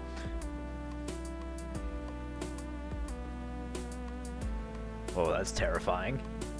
Beautiful as she is, she gets intense when she goes quiet. 何？じゃああなた素人？そんなことないぞ。一応強化の魔術ぐらいは使える。強化ってまたなんとも半端なのを使うのね。でそれ以外はからっきしってわけ？ That'd be a no. Tosaka just stares at me. まあ端的に言えば多分。Her stare is so intense I can't help but be vague in my answer. はあ、なんだってこんなやつにセイバーが呼び出されるのよ。まったく。She sighs, disappointed. I don't much care for that. It's not like I've been playing around here. Sure, I'm not a full-fledged mage, but that's not the issue here. まあいいわ。もう決まったことに不平をこぼしても始まらない。そんなことより今は借りを返さないと。Tosaka takes a breath. それじゃあ話を始めるけど、エミヤくん、自分がどんな立場にあるのか分かってないでしょ。I nod. やっぱり。まあ一目で分かったけど、一応確認しとかないとね。知ってる相手に説明するなんて心の贅肉だし。That was a really weird way to put that, but I feel like if I get smart with her, she'll smack me. 率直に言うと、エミヤくんはマスターに選ばれたの。どちらかの手に精魂があるでしょ。手の甲とか腕とか、個人差はあるけど、3つの霊樹が刻まれているはず。それがマスターとしての証よ。手の甲って、あ、これか。そう。それはサーバントを律する呪文でもあるから大切にね。霊樹って言うんだけど、それがある限りはサーバントを従えていられるわ。ある限りってどういうことだよ。霊樹は絶対命令権なの。サーバントには自由意志があるって気づいていると思うけど、それをねじ曲げて絶対に言いつけを守らせる呪文がその刻印。発動に呪文は必要なくて、あなたが霊樹を使用するって思えば発動するから。ただし1回使うたびに1つずつ減っていくから、使うのなら2回だけにとどめなさい。でその霊樹がなくなったらエミヤ君は殺されるだろうから、せいぜい注意して。俺が殺される？そうよ。マスターが他のマスターを倒すのが聖杯戦争の基本だから。そうして他の6人を倒したマスターには望みを叶える聖杯が与えられるの。Hold on a second. I don't understand what the hell Tosaka's saying. Masters defeating masters. And then they're granted the Holy Grail. And is the Holy Grail the Holy Grail? まだわからない？要するにね、あなたはあるゲームに巻き込まれたのよ。聖杯戦争っていう7人のマスターの生存競争。他のマスターを一人残らず倒すまで終わらない魔術師同士の殺し合いに。Tosaka talks about this like it's the most normal thing in the world. Everything she says swirls around in my head. I was chosen as a master. Tosaka claims to be a master. Familiars called servants. And the Holy Grail War. A battle to the death between 7 mages. 待て、なんだそれ。いきなり何言ってんだお前。気持ちはわかるけど、私は事実を口にするだけよ。それにあなただって心の底では理解してるんじゃない？一度ならず二度までもサーバントに殺されかけて、自分はもう逃げられない立場なんだって。True, that Lancer guy did nearly kill me. あ、違うわね。殺されかけたんじゃなくて殺されたんだっけ。よく生き返ったわね、エミヤ君。Tosaka's comment is the final nail in the coffin. She's absolutely right. That guy killed me. I died. There was no chance for me to talk him out of it, nor convince him otherwise, and I was only there to die. That's why me backing out of this incomprehensible deathmatch doesn't mean the others will do the same. 納得した？ならもう少しだけ話をしてあげる。聖杯戦争というのが何であるか私もよくは知らない。ただ何十年に一度7人のマスターが選ばれ、マスターにはそれぞれサーバントが与えられるってことだけは確かよ。私もマスターに選ばれた一人だから、サーバントと契約したし、あなただってセーバーと契約した。サーバントは聖杯戦争を勝ち残るために聖杯が与えた使い魔と考えなさい。で、マスターである私たちは自分のサーバントと協力して他のマスターを始末していくわけね。Tosaka explains things matter-of-factly, but it feels totally unreal to me. But one thing she mentioned raises a question. ちょっと待ってくれ。遠坂はセイバーを使い魔だって言うけど、俺にはそうは思えない。だって使い魔っていうのは猫とか鳥だろ。そりゃ人の幽霊を扱うやつもいるって言うけど、セイバーはちゃんと体がある。それにとても使い魔なんかに見えない。I glance over at Saber. She's been quiet the whole time.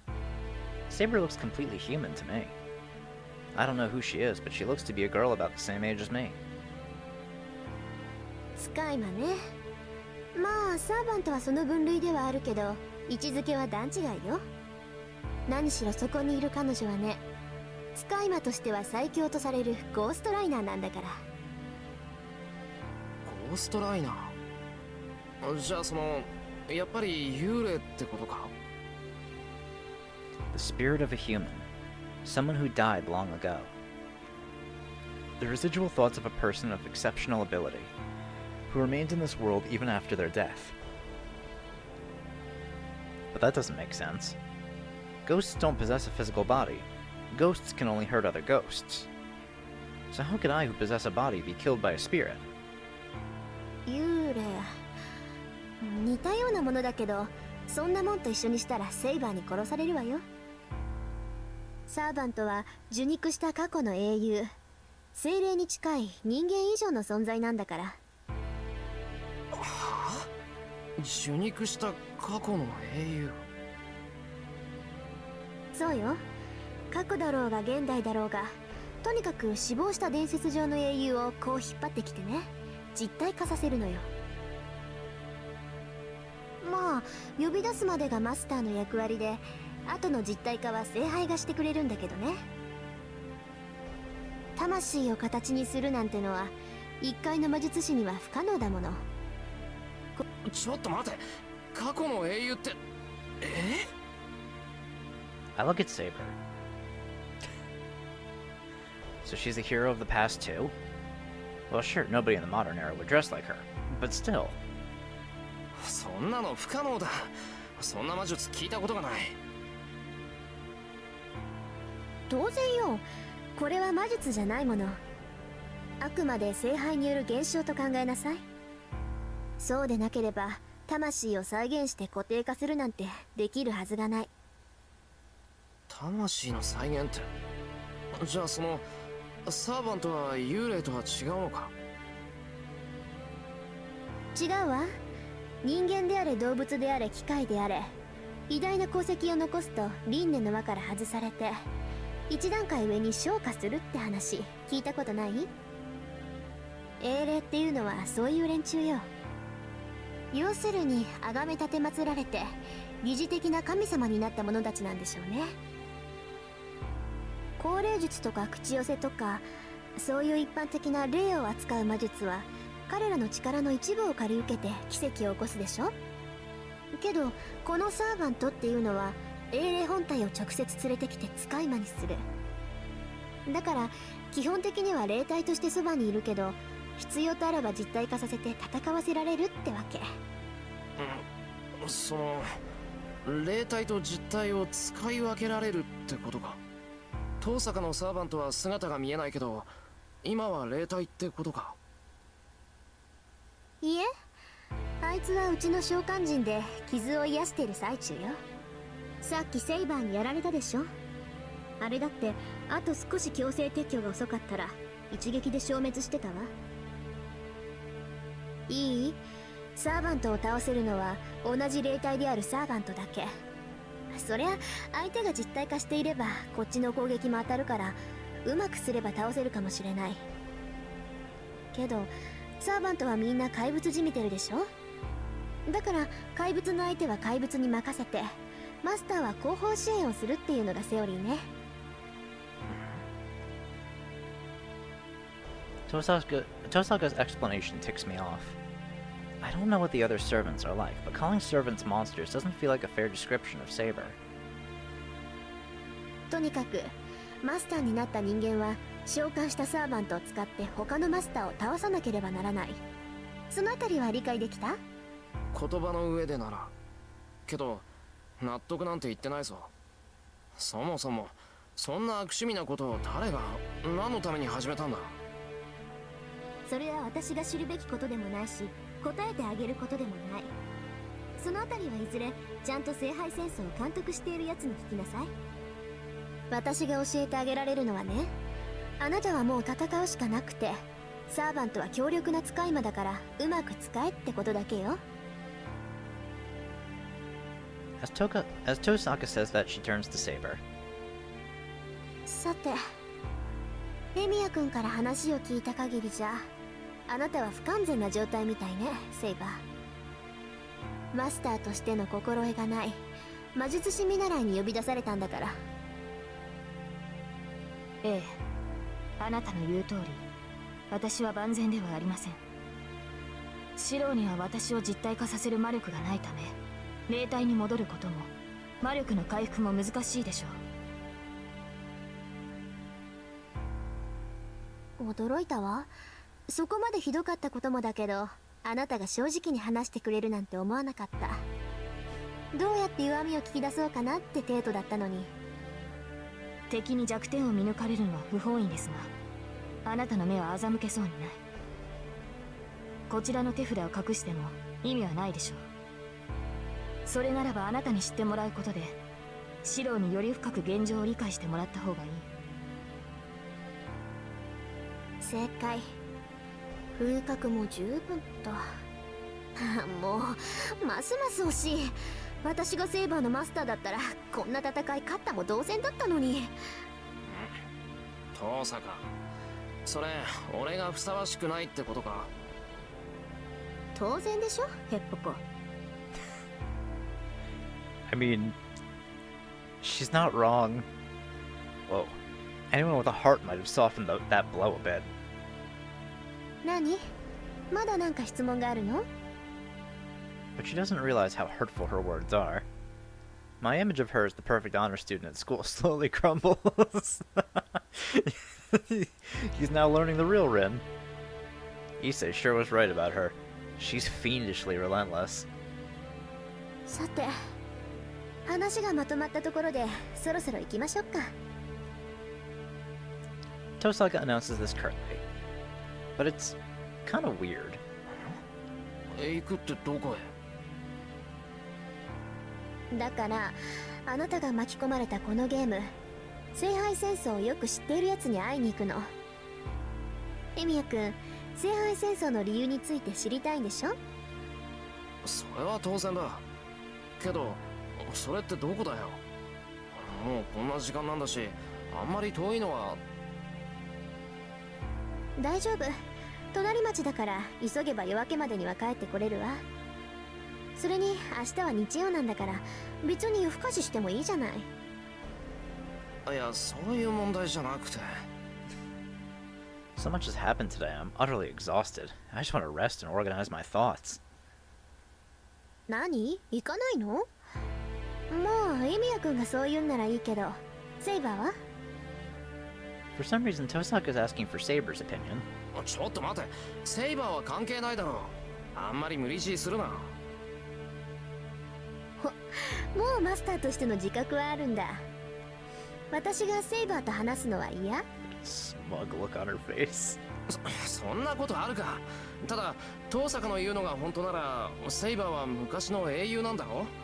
ならこんな現代に呼び出されて右も左もわからないはずだ。だからシロ、それは違う。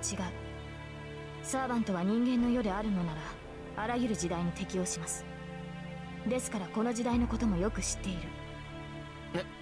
知ってるって本当に？もちろんこの時代に呼び出されたのも一度ではありませんから。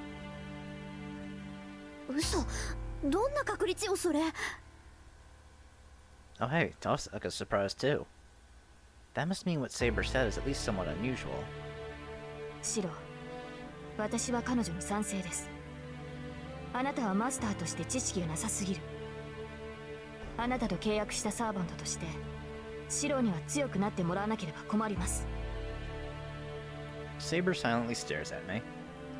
The look on her face tells me she's saying this is for my sake, not for her own safety. 分かった。行けばいいんだろ、行けば。で、それってどこなんだ、トサカ。ちゃんと帰ってこれる場所なんだろうな。もちろん行き先は隣町の琴峰教会。そこがこの戦いを監督してるエセ神父の居所よ。 Kotumine Church. Tosaka flashes a mischievous grin. It's the look of someone who's enjoying teasing me since I have no clue what's going on. At least that's what I think. I'm starting to believe Tosaka has a really nasty side. His image of her is just completely gone at this point. We walk through town at night. It's 1 in the morning, and there's nobody out at this hour. The houses are dark, and the sleepy town is cast only in the streetlight's pale glow. まあ、トサカ、スカのことを聞くけど、歩いて隣町まで行く気なのか？そうよ。だって電車もバスも終わってるでしょ。いいんじゃない、たまには夜の散歩っていうのも。そうか。一応聞くけど、隣町までどのくらいかかるか知ってるか？歩いてだと1時間ぐらいかしらね。まあ遅くなったら帰りはタクシーでも拾えばいいでしょ。そんな余分な金は使わないし、俺が言いたいのは女の子が夜出歩くのはどうかってことだ。最近物騒なのは知ってるだろ？もしものことがあったら責任持てないぞ、俺。安心しなさい。相手がどんなやつだろうとちょっかいなんて出してこないわ。エミヤ君は忘れてるみたいだけど、そこにいるセイバーはとんでもなくお強いんだから。Now that she mentions it, if anyone picks a fight with Saber, they're dead for sure. リン、シロは今何を言いたかったのでしょう。私には理解できなかったのですが。Fucking raincoat. いや、大した勘違いっぷりっていうか、大間抜けっていうか。なんでも私たちが痴漢に襲われたらエミヤ君が助けてくれるんだって。そんな、シロは私のマスターだ。それでは立場が逆ではないですか。そういうの考えてないんじゃない？魔術師とかサーバントとかどうでもいいって感じ。あいつの頭の中一度見てみたくなったわね。Tosaka and Saber seem to be on good enough terms to chat now. Saber's been quiet ever since I stopped her from leaving the house as she was. She flatly refused to take off her armor, so I made her wear a raincoat, and she's been quiet ever since. Now she's just following me, and only speaks to Tosaka. あれ？どっちに行くのよ、エミヤ君。そっち、道が違うんじゃない？橋に出ればいいんだろ。ならこっちのが近道だ。I feel a little awkward right beside her, walking right beside her, so I walk a little faster and took the side path.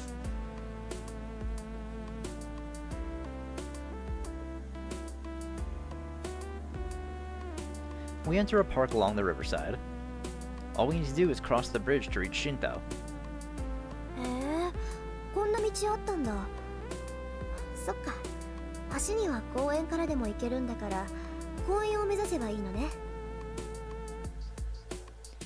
Maybe it's the park at night. Tosaka, as she stands there staring up at the bridge, looks prettier than when I see her at school. This isn't good. いいから行くぞ。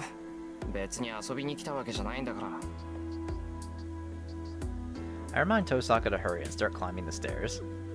Once we reach the road at the side of the bridge, it's just a straight shot to Shinto.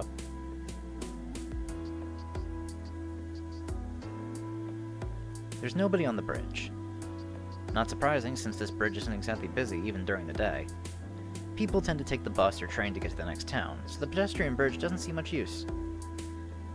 It's a pretty good distance, and the bridge itself seems a little unsteady, so people worry it could collapse at any time. Probably why this isn't a very popular spot for dates, even though the location and ambiance are perfect.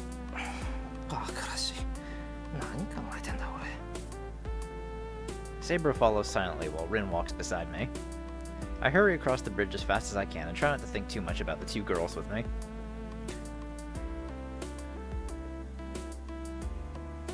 Once we cross the bridge, Tosaka leads us to the suburbs. The office buildings near the station only come to mind when I think of Shinto, but there's still a traditional townscape on the outskirts. The suburbs are especially prominent in that sense. There are gentle slopes and a hill that overlooks the ocean. The further up the hill you go, the fewer buildings there are, and there's even a foreigner's cemetery built alongside the hillside. この上が教会よ。エミヤ君も一度ぐらいは行ったことがあるんじゃない？いや、ない。あそこが孤児院だったってことぐらいは知ってるけど。そう。なら今日が初めてか。じゃあ少し気を引き締めた方がいいわ。あそこの神父は一筋縄じゃいかないから。I look up and see a shadow that must be a building on the top of the hill. A church atop a hill. I never imagined a circumstance like this is what would bring me to God's house.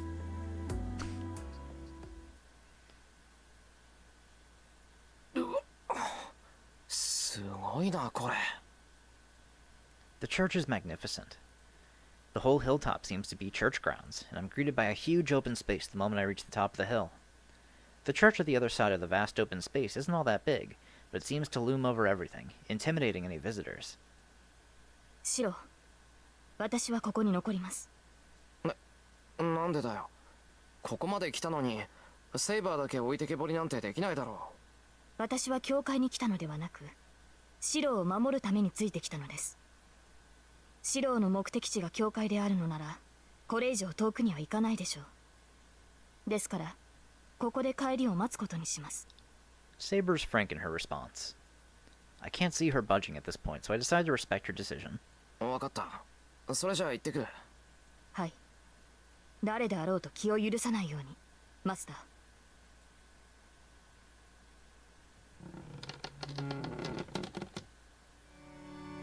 The chapel is large and majestic.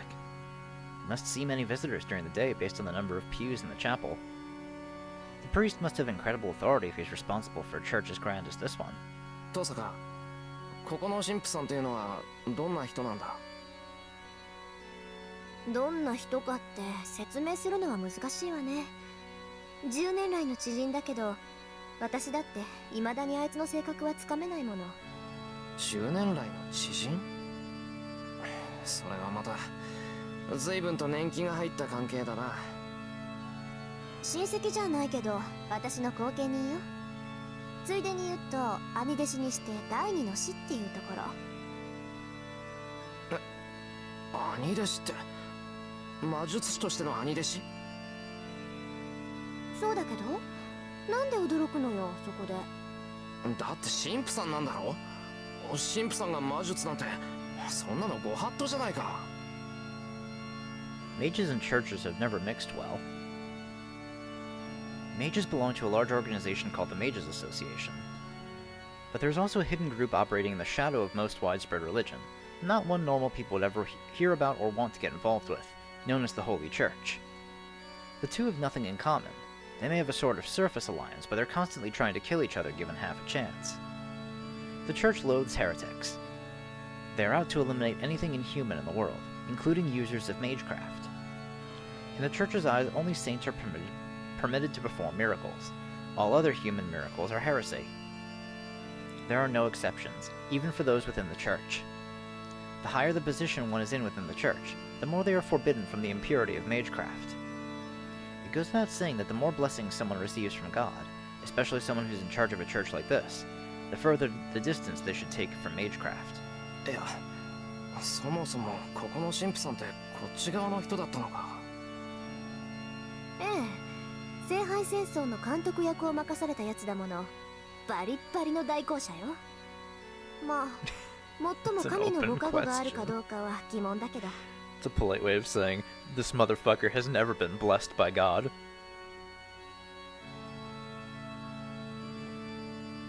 Tosaka's footsteps echo as she walks towards the altar. I'm not sure whether you're supposed to be walking around here without a priest, but it is pretty late. The priest wouldn't be in the chapel at this hour. I guess he'd be in his private room out back. んで、その神父さんはなんて言うんだ。さっきは琴峰とかなんとか言ってたけど。名前は琴峰綺麗。父さんの教え子でね。 And もう10年以 unfortunately, 上顔を合わせてる腐れ縁よ。 ringing endorsement from Rin here. できれば知り合いたくなかったけど。 Well, that makes me look forward to meeting him. 同感だ。私も死を敬わぬ弟子など持ちたくはなかった。 There's the man of the hour. Tap, tap. I hear footsteps. A man slowly emerges from the far side of the altar. He must have noticed when we entered the chapel. 再三の呼び出しにも応じぬと思えば、変わった客を連れてきたな。ふん。彼が7人目というわけか、リン。そう。一応魔術師だけど、中身は点で素人だから見てられなくって。確かマスターになった者はここに届けを出すのが決まりだったわよね。あんたたちが勝手に決めたルールだけど、今回は守ってあげる。それは結構。なるほど。ではその少年には感謝しなくてはな。 The priest slowly looks me over. I unconsciously step back. I'm not afraid, and I don't sense any hostility from this priest. But the way he carries himself, he just gives off this indescribable aura of intimidation. 私はこの教会を任されている琴峰綺麗というものだが、君の名は何というのかな。7人目のマスターへ。エミヤシロ。けど、俺はまだマスターなんてものになった覚えはないからな。 I brace myself, glaring at the priest so as not to buckle under that intimidating presence. エミヤ、シロ。 That intimidating aura grows chilly. The priest smiles, as if pleased. That smile of his. I can't explain it, but it makes me... 礼を言う、エミヤ。よくリンを連れてきてくれた。君がいなければあれは最後までここには訪れなかったろう。 The priest makes his way to the altar. Tosaka, on the other hand, just looks bored as she moves away from the altar and comes to stand next to me. では始めよう。エミヤシロ。君はセイバーのマスターで間違いはないか。それは違う。確かに俺はセイバーと契約した。けど、マスターとか聖杯戦争とか、そんなことを言われても俺には点でわからない。マスターっていうのがちゃんとした魔術師がなるものなら、他にマスターを選び直した方がいい。なるほど。これは重症だ。彼は本当に何も知らないのか、リン。だから素人だって言ったじゃない。そのあたりからしつけてあげて。そういう追い込み得意でしょ、あんた。 Tosaka practically pawns me off on the priest, still looking bored. ほう。これはこれは。よかろう。お前が私を頼ったのはこれが初めてだ。エミやシローには感謝をしてもしたりないな。 The more I hear them talk, the more uneasy I get. まず君の勘違いを正そう。いいか、エミやシロー。マスターというものは他人に譲れるものではないし、なってしまった以上やめられるものでもない。その腕に霊樹を刻まれた者は、たとえ何者であろうとマスターをやめることはできん。まずはその事実を受け入れろ。やめることはできないって、どうしてだよ。霊視とは聖魂でもある。マスターとは与えられた試練だ。都合が悪いからといって放棄することはできん。その痛みからは聖杯を手に入れるまでは解放されない。お前がマスターを辞めたいというのであれば、聖杯を手に入れ斧が望みを叶えるより他はあるまい。そうなれば何もかもが元通りだぞ、エミヤシロ。お前の望み、そのうちに溜まった泥を全てかき出すこともできる。そうだ、初めからやり直すこととて可能だろうよ。故に望むがいい。もしその時が来るのなら、君はマスターに選ばれた幸運に感謝するのだからな。その目に見えぬ火傷の跡を消したいのならば、聖魂を受け入れるだけでいい。I feel faint. The priest's words don't make any sense. The more I listen, the more I'm confused. Yet his words permeate in my mind, staining me like blood. キレ、回りくどい真似はしないで。私は彼にルールを説明してあげてって言ったのよ。誰も傷を開けなんて言ってない。Her voice interrupts the priest's words. 父さん。My confused mind snaps back. そうか。こういった手合いには何を言っても無駄だからな。せめて勘違いしたまま道徳を拭い去ってやろうと思ったのだが、情けは人のためならずとはよく言ったものだ。つい私自身も楽しんでしまったか。何よ、彼を助けるといいことあるっていうの？あんたに。あるとも。人を助けるということはいずれ自身を救うということだからな。と今さらお前に説いても始まるまい。では本題に戻ろうか、エミヤシロ。君が巻き込まれたこの戦いは聖杯戦争と呼ばれるものだ。7人のマスターが7人のサーバントを用いて繰り広げる争奪戦ということぐらいはリンから聞いているか？聞いてる。7人のマスターで殺し合うっていうふざけた話だろ。そうだ。だが我らとて好きでこのような非道を行っているわけではない。全ては聖杯を得るにふさわしいものを選抜するための儀式だ。何しろ物が物だからな。所有者の選定にはいくつかの試練が必要だ。The hell with trials. I bet this priest doesn't think of the Holy Grail War as a trial at all. 待てよ。さっきから聖杯聖杯って繰り返してるけど、それって一体何なんだ？まさか本当にあの聖杯だって言うんじゃないだろうな。The Holy Grail, a goblet said to have received the blood of a saint. It is considered to be one of the greatest sacred relics of all time, and it is said to perform a variety of miracles. One of the most widely held beliefs is that whoever holds the Holy Grail can possess the entire world. But that seems kind of unlikely since the Holy Grail itself probably doesn't even exist. Stories of a Holy Grail that can grant any wish appear in numerous myths and legends around the world. But that's about it. A mythical power none claim has ever actually existed or been replicated, that is the Holy Grail. どうなんだ、琴峰綺麗。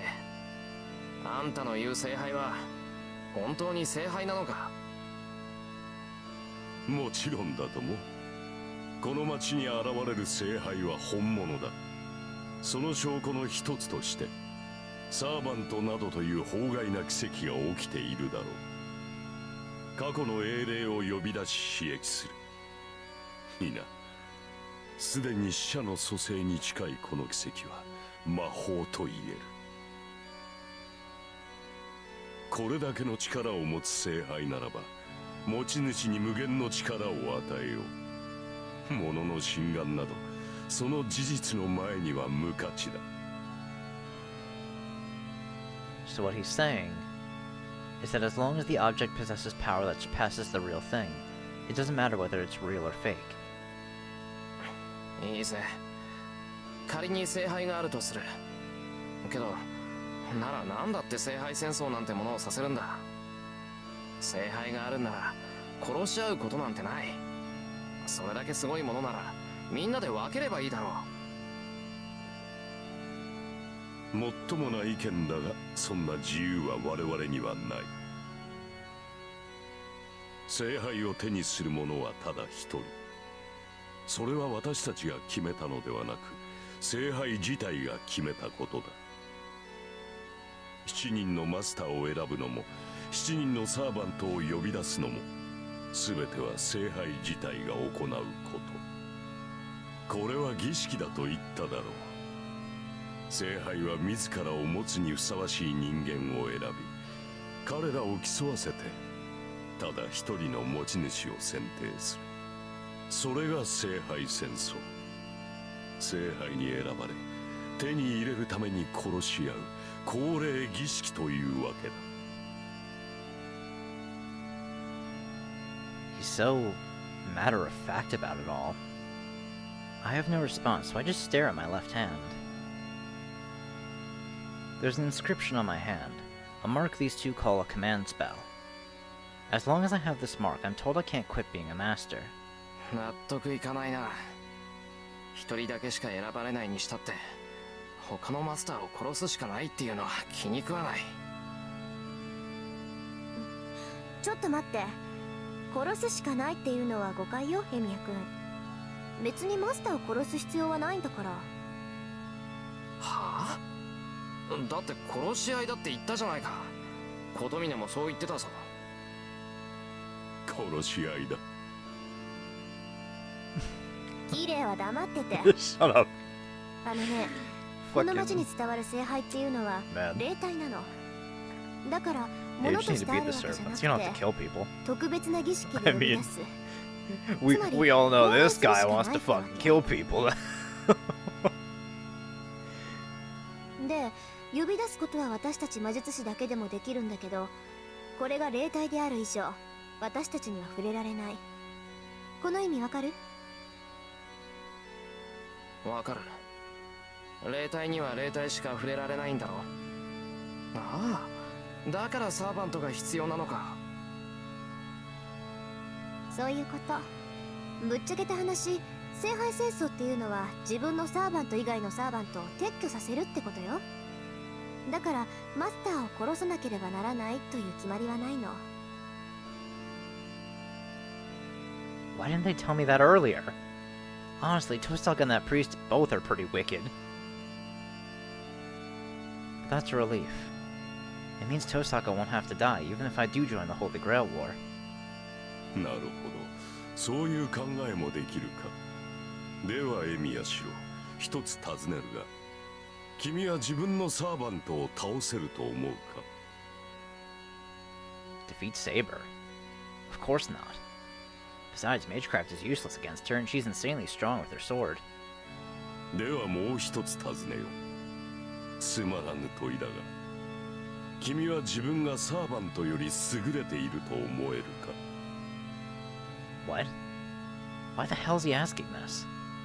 I can't beat Sabers, there's no way I'm better than her. My answer to both these questions is that I'm weaker than my servant. そういうことだ。サーバントはサーバントをもってしても破りがたい。ならばどうするか。そら、実に単純な話だろう。サーバントはマスターがいなければ存在できぬ。いかにサーバントが強力であろうと、マスターが潰されれば、そのサーバントも消滅する。ならば。Now I get it. Nobody would make things harder for themselves. If someone wanted to make sure they won, killing the master would be the much easier path.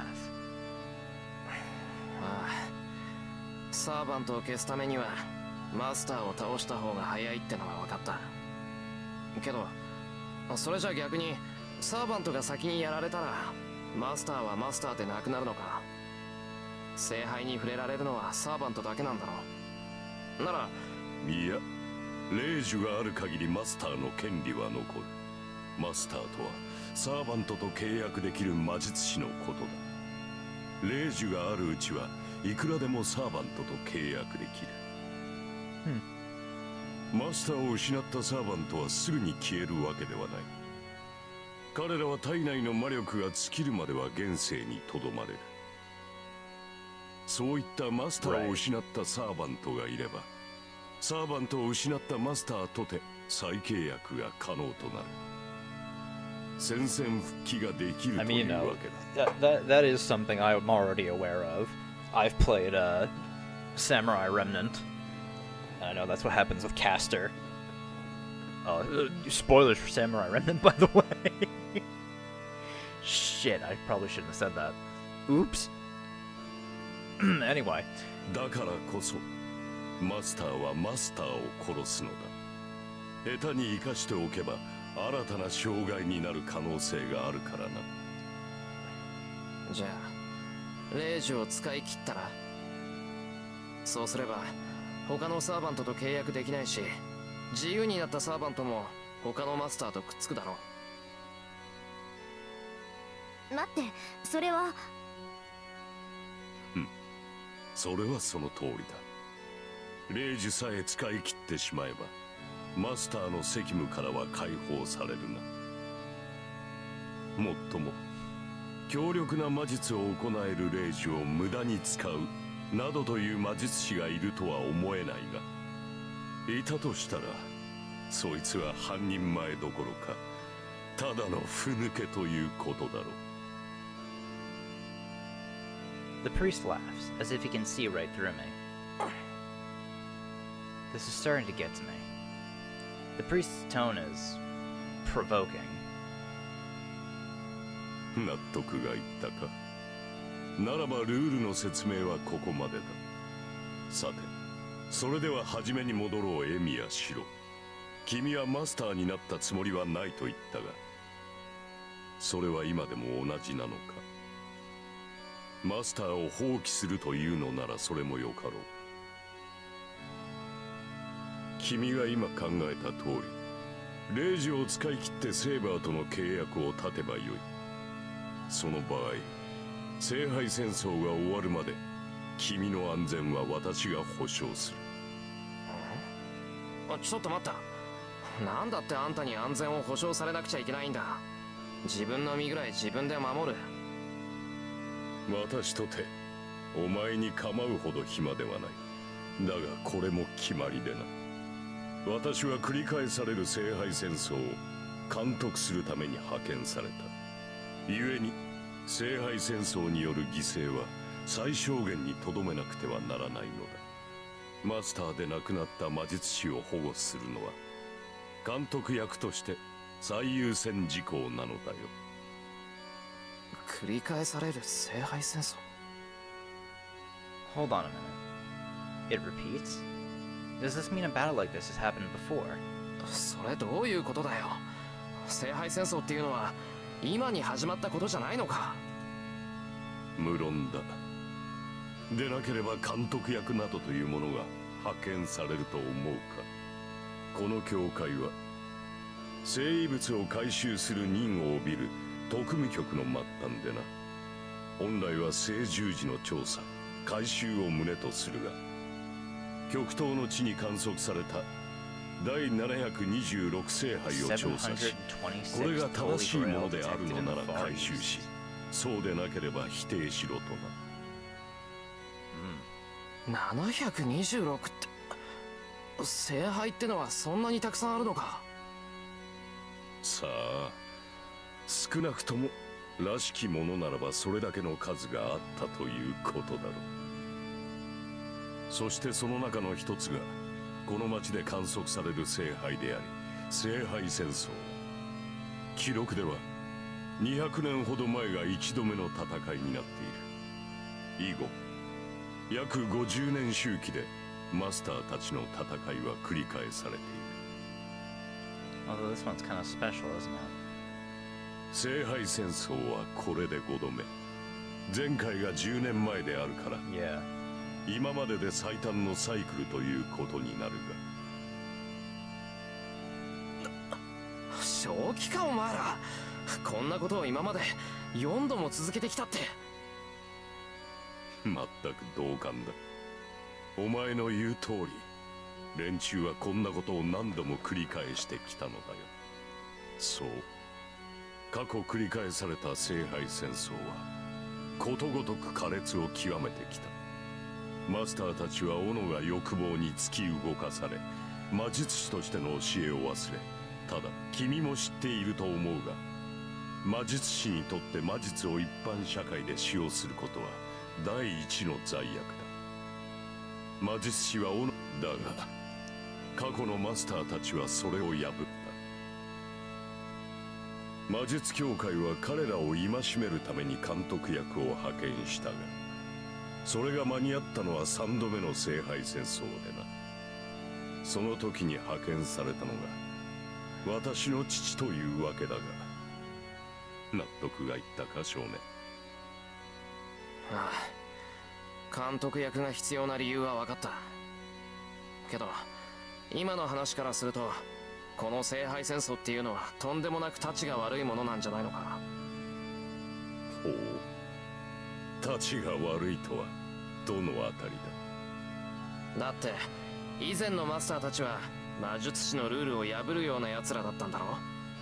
なら仮に聖杯があるとして、最後まで勝ち残った奴が聖杯を私利私欲で使うような奴だったらどうする。平気で人を殺すような奴にそんなものが渡ったらまずいだろ。 That's not their concern. 魔術師を監視するのが教会の仕事なら、あんたはそういう奴を罰するべきじゃないのか。 I'm hoping to finally confuse him with this question. But as I figured, Kotomiya just laughs condescendingly. だ。まさか私利私欲で動かぬ魔術師などおるまい。我々が管理するのは聖杯戦争の決まりだけだ。その後のことなど知らん。 And ど Mage のような Association 人格 fucking が聖 sucks. 杯を手に入れようが教会は関与しない。そんなバカな。じゃあ聖杯を手に入れたマスターが最悪な奴だったらどうするんだよ。困るな。だが私たちではどうしようもない。持ち主を選ぶのは聖杯だ。そして聖杯に選ばれたマスターを止める力など、私何しろ望みを叶える杯だ。手に入れたものはやりたい放題だろうさ。しかしそれが嫌だというのなら、お前が勝ち残ればいい。他人を当てにするよりはその方が何よりも確実だろう。 Kotomina is clearly trying to suppress his laughter. It's like he's enjoying watching my awkward resistance to becoming a master. どうした少年。今のはいいアイデアだと思うのだが、参考にする気はないのかな。そんなの余計なお世話だ。第一、俺には戦う理由がない。聖杯なんてものに興味はないし、マスターなんて言われても実感が湧かない。ほう。では聖杯を手に入れた人間が何をするか、それによって最悪が起きたとしても興味。それは。 I can't argue. Damn, this guy's just so hard to deal with. He doesn't care about my feelings, and he's relentless with the information he pushes on me. 理由がないのならそれも結構。ならば10年前の出来事にもお前は関心を持たないのだな。10年前。そうだ。前回の聖杯戦争の最後にな。ふさわしくないマスターが聖杯に触れた。そのマスターが何を望んでいたかは知らん。我々にわかるのはその時に残された災害の爪痕だけだ。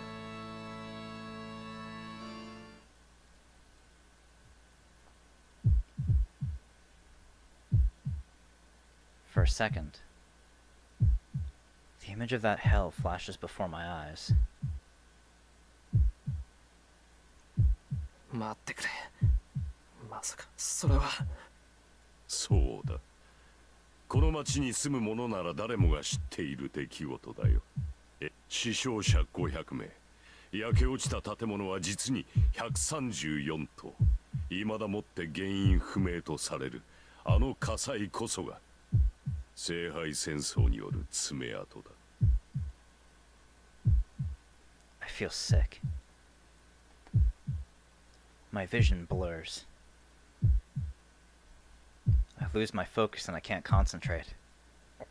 My legs are about to buckle. Before that can happen, I plant my feet. I grit my teeth to maintain my composure. Raw, seething anger is the only thing holding my nausea at bay. エミヤ君、どうしたのよ。いきなり顔面真っ白にしちゃって。そりゃあんまり気持ちのいい話じゃなかったけど、ほら、なんなら少し休んだりする？ I must have really looked pale. I know it's rare for someone like Tosaka to be concerned about the likes of me. 心配無用だ。遠坂の変な顔を見たら治った。ちょっと、それどういう意味よ。いや、タイはないんだ。言葉通りの意味だから気にするな。ならいいけど。余計に悪いじゃない、このド変僕。 The school's honor student Rin Tosaka smacks me upside the head. And just like that, my nausea and anger disappear. サンキュー。本当に助かったからあんまりいじめないでくれ、遠坂。今はもう少し聞かなくちゃいけないことがある。Something in her expression suggests she thinks she hasn't hit me enough, but she lets me continue anyway. ほう、まだ質問があるのか。いいぞ。言いたいことは全て言ってしまえ。I'm sure he knows exactly what I want to ask, but he urges me on anyway. Fine by me. I'm not letting him get the better of me. じゃあ聞く。あんた、聖杯戦争は今回が5回目だって言ったな。なら、今まで聖杯を手に入れた奴はいるのか？当然だろう。そう毎回全滅などという決めは起き。じゃあ早まるな。手に入れるだけならば簡単だ。何しろ聖杯自体はこの教会で管理している。手に取るだけならば私は毎日触れているぞ。The Holy Grail is here in the church? もっともそれは器だけだ。中身が空なのだよ。先ほどリンが言っただろう。聖杯とは霊体だと。この教会に保管してあるのは極めて精巧に作られた聖杯のレプリカだ。これを触媒にして本物の聖杯を降霊させ、願いを叶える杯にする。そうだな。マスターとサーバントの関係に近いな。なあ、そうやって一時的に本物となった聖杯を手にした男は確かにいじゃあ聖杯は本物だったのか？あ、いや、手にしたっていうそいつは一体どうなったんだ？た。どうにもならん。その聖杯は完成には至らなかった。バカな男がつまらぬ干渉に流された結果だよ。What? I don't know what happened to his overbearing attitude from a moment before, but the priest suddenly looks, of all things, regretful. どういうことだ？聖杯は現れたんじゃないのか？聖杯を表すだけならば簡単だ。7人のサーバントが揃い、時間が経てば聖杯は現れる。リンの言う通り、確かに他のマスターを殺める必要などないのだ。だがそれでは聖杯は完成しない。あれは自らを得るにふさわしい持ち主を選ぶ。故に戦いを回避した男には聖杯など手に入らなかった。あ、要するに他のマスターと決着をつけずに聖杯を手に入れても無意味ってことでしょ？前回一番初めに聖杯を手に入れたマスターはアマちゃんだったのよ。敵のマスターとは戦いたくないなんて言って聖杯から逃げたんだから。 Tosaga almost spits the words, then goes back to averting her eyes from Kotomine. 嘘。 Does that mean Kotomine was one of the masters in the previous war? And even though he obtained the Holy Grail, he dropped out because he refused to fight? 琴峰。あんた、戦わなかったのか。途中まで戦いはした。だが判断を間違えた。結果として私は空の聖杯を手にしただけだ。もっとも私ではそれが限界だったろう。何しろ他のマスターたちはどいつもこいつも化け物揃いだったからな。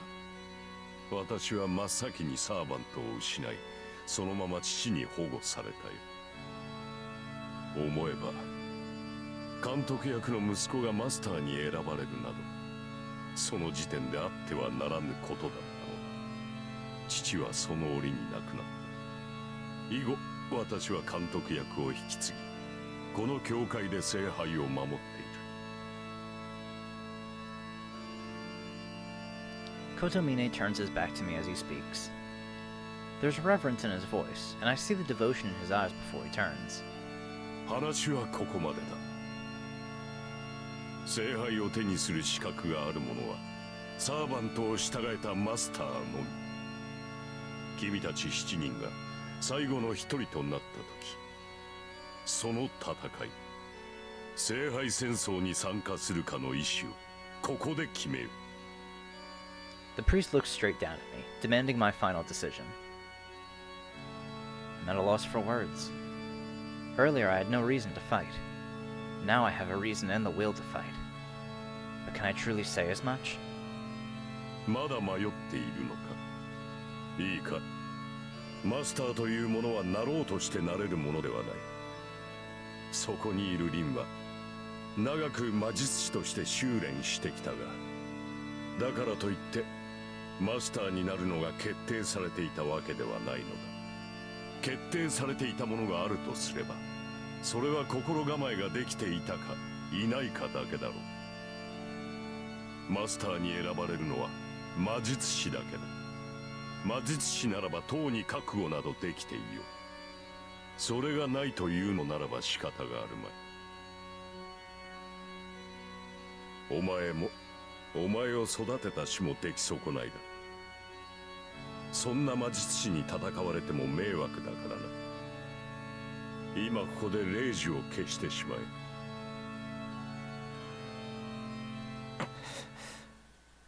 He doesn't need to ask anything else. I'm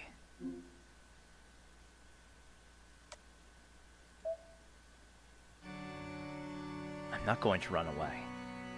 To be honest, all this Holy Grail War and Master stuff doesn't feel real to me. But if my only choices are to fight or run, I'll never run away. Even the priest told me that I should be prepared if I'm a mage. That's why I need to decide. Shiro Emiya is a mage, even if not yet a full-fledged one. I've always admired Kiritsugu Emiya, and I decided to follow in his footsteps to become a champion of justice. So I need to. マスターとして戦う。10年前の火事の原因が聖杯戦争だって言うんなら、俺はあんな出来事を2度も起こさせるわけにはいかない。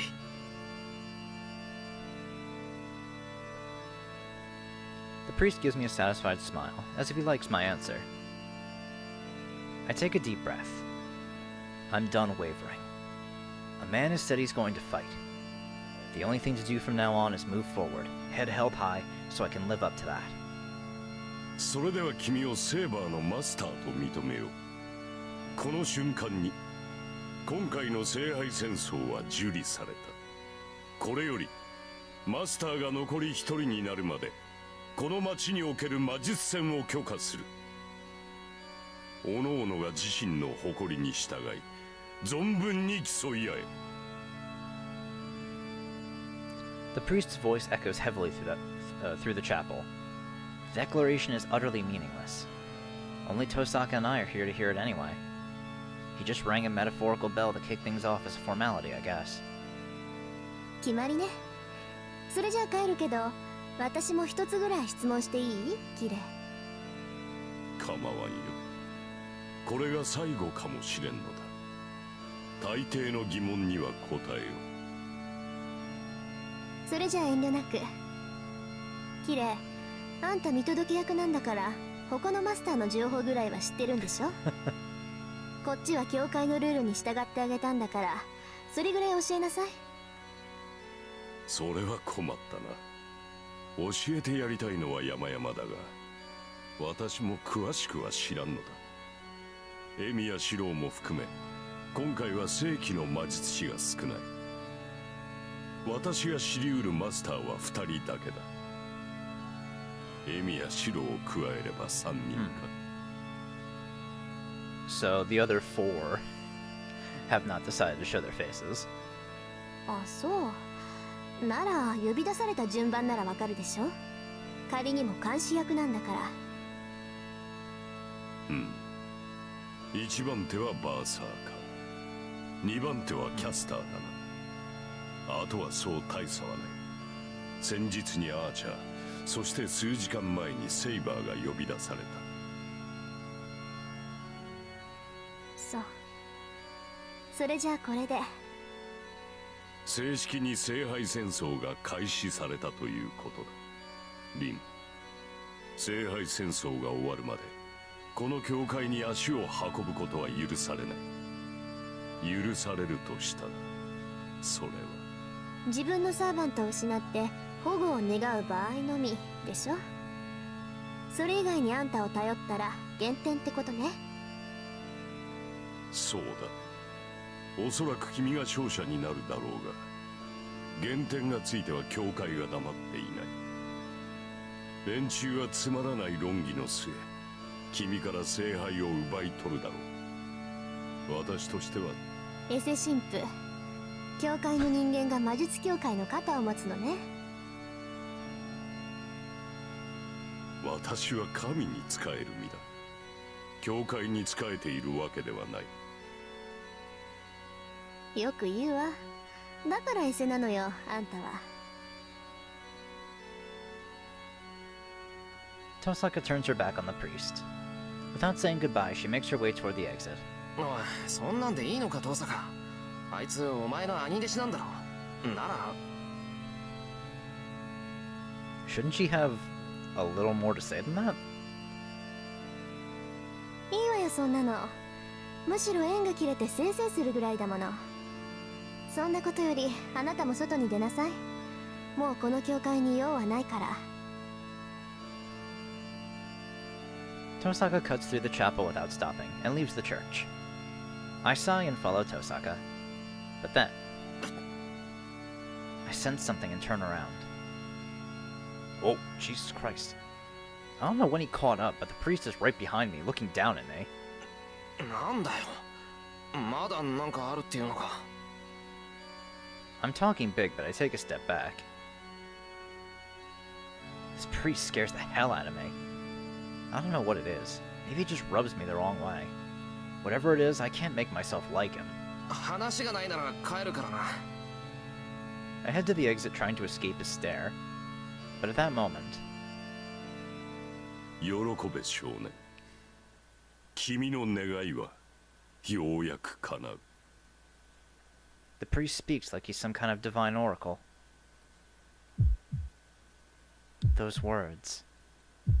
Aren't they a reflection of my true feelings? Shiro Emiya's true intentions that I wasn't even aware of? 何をいきなり。分かっていたはずだ。明確な悪がいなければ君の望みは叶わない。たとえそれが君にとって容認し得ぬものであろうと、正義の味方には倒すべき悪が必要だ。Everything around me seems to go dark. The priest says, Shiro Emiya's greatest wish and his ugliest wish are two sides of the same coin. That's right. My wish to protect something means that I'm also wishing for something to protect people from. お前。But I would never wish for something like that. I don't even remember ever desiring that. A wish so unstable. Just means that what I'm aspiring to is contradictory. Yet the priest brings it up, as if to say, good thing you have an enemy now. 何取り繕うことはない。君の葛藤は人間としてとても正しい。I try to shake off the priest's words and head outside. さらばだエミヤシロ。最後の忠告になるが、帰り道には気をつけたまえ。これより君の世界は一変する。君は殺し、殺される側の人間になった。その身はすでにマスターなのだからな。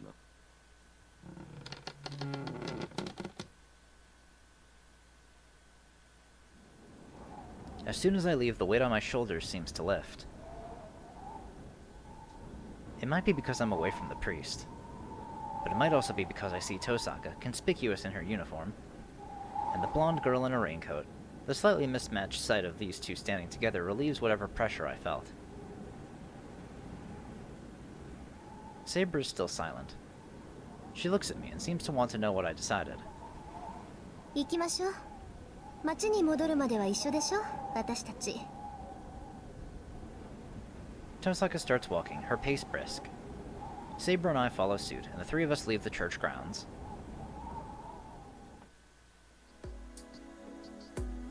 We walk down the hill. We hadn't talked much on the way here, but there's even less conversation on the way back. Even someone as dull as me knows why. After our visit to the church, I accepted my position as a master. That must be why Tosaka is keeping her distance. I get it. But I don't like the idea of seeing Tosaka in that light. トサカ、お前のサーバント大丈夫なのか？え？あ、うん。あーちゃんなら無事よ。まあ、セイバーにやられたダメージは簡単に消えそうにないから、しばらく実体化はさせられないだろうけど。じゃあそばにはいないのか？ええ、私の家でかくまってる状態。今他のサーバントに襲われたら不利だから、傷が治るまでは有利な場所で敵に備えさせてるの。I see. Unlike my house, I'm sure Tosaka's house is well fortified against enemies. A mage's home is like a fortress. There's not much chance of defeating them there. Which means enemies tend not to try attacking them at home. The bounded field around our house just notifies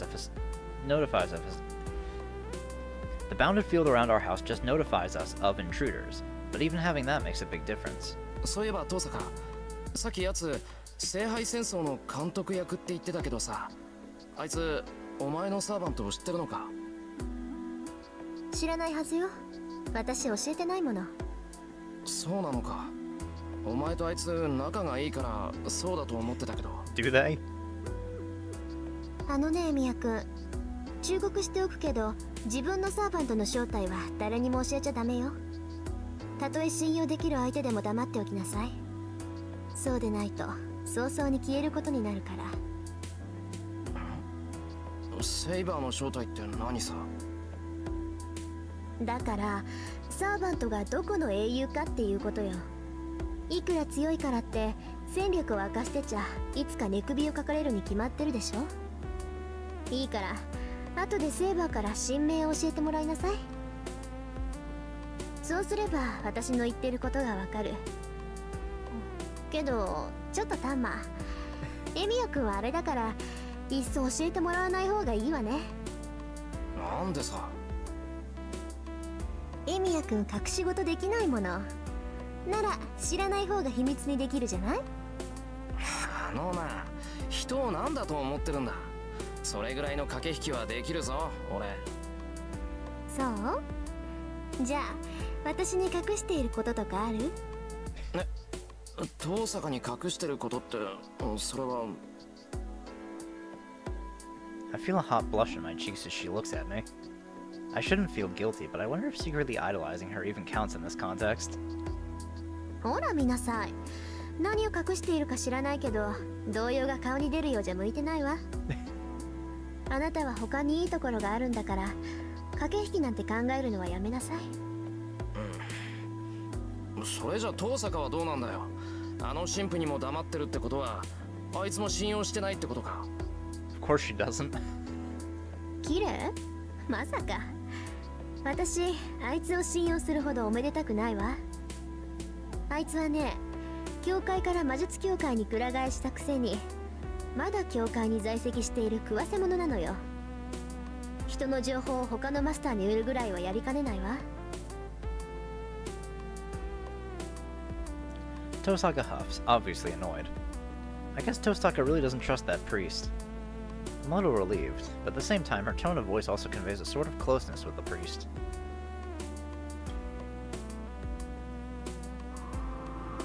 We cross the bridge. There's nothing else to talk about.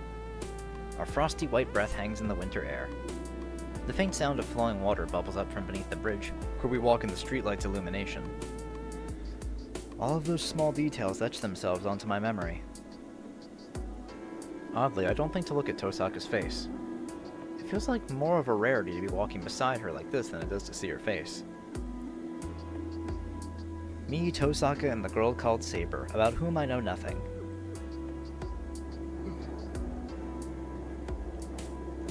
The three of us, without doing anything particular, walk back to our homes.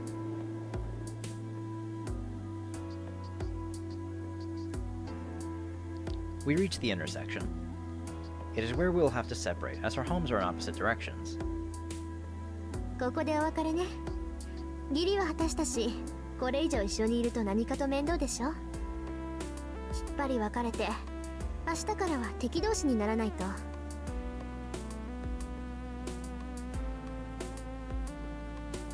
I think she's trying to bring closure to our ambiguous relationship. Tosaka starts talking but suddenly cuts off. Then I realize something. She didn't explain the rules to me out of obligation. She was only trying to help me, as I knew absolutely nothing, to make things fair for me. And that's why the moment things have been explained, everything goes back to normal. All that's left is for us to fight each other as masters. But that would make her last words to me strange. Tosaka must have meant it would be hard to fight if she feels empathy for me. For Tosaka, everything that happened tonight was unnecessary. Things would get complicated if we stuck together any longer. If that's how she feels, she shouldn't have gotten involved with me to begin with. She's smart enough to know that. But she helped me, even knowing it wouldn't benefit her in any way. That's how I know she had no ulterior motive for doing what she did tonight. She did it purely out of the kindness of her heart. Tosaka is totally different now than she usually is at school. She's harsh and unfriendly at school, and that's putting it mildly.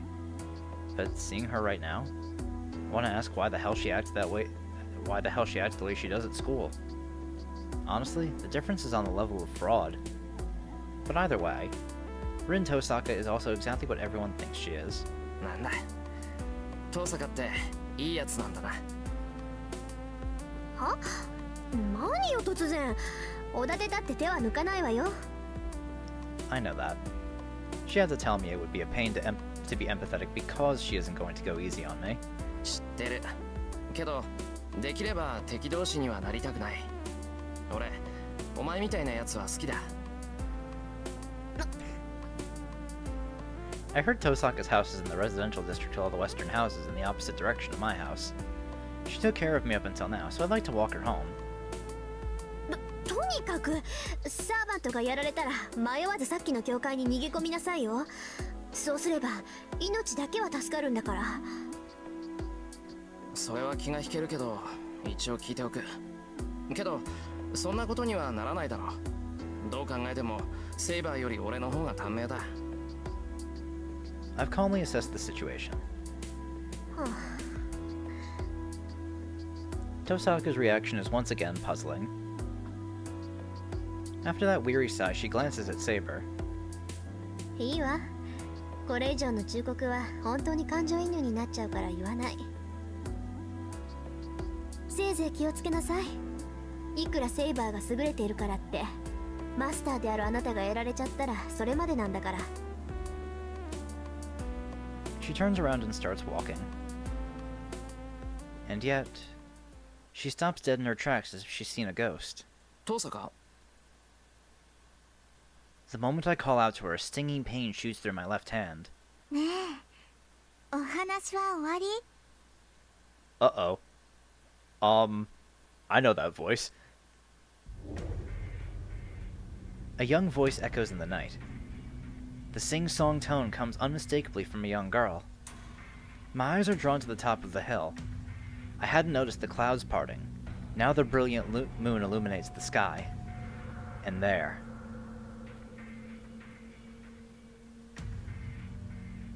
Oh boy. Hey. A shadow looms. It's a strange shape that it seems out of place in the darkened town. まさか。 I'm not familiar with the word Tosaka whispers. I don't even need to ask. It's definitely a servant. It gives off an overwhelming aura of death that surpasses even the fire from 10 years ago. Hey, Berserker.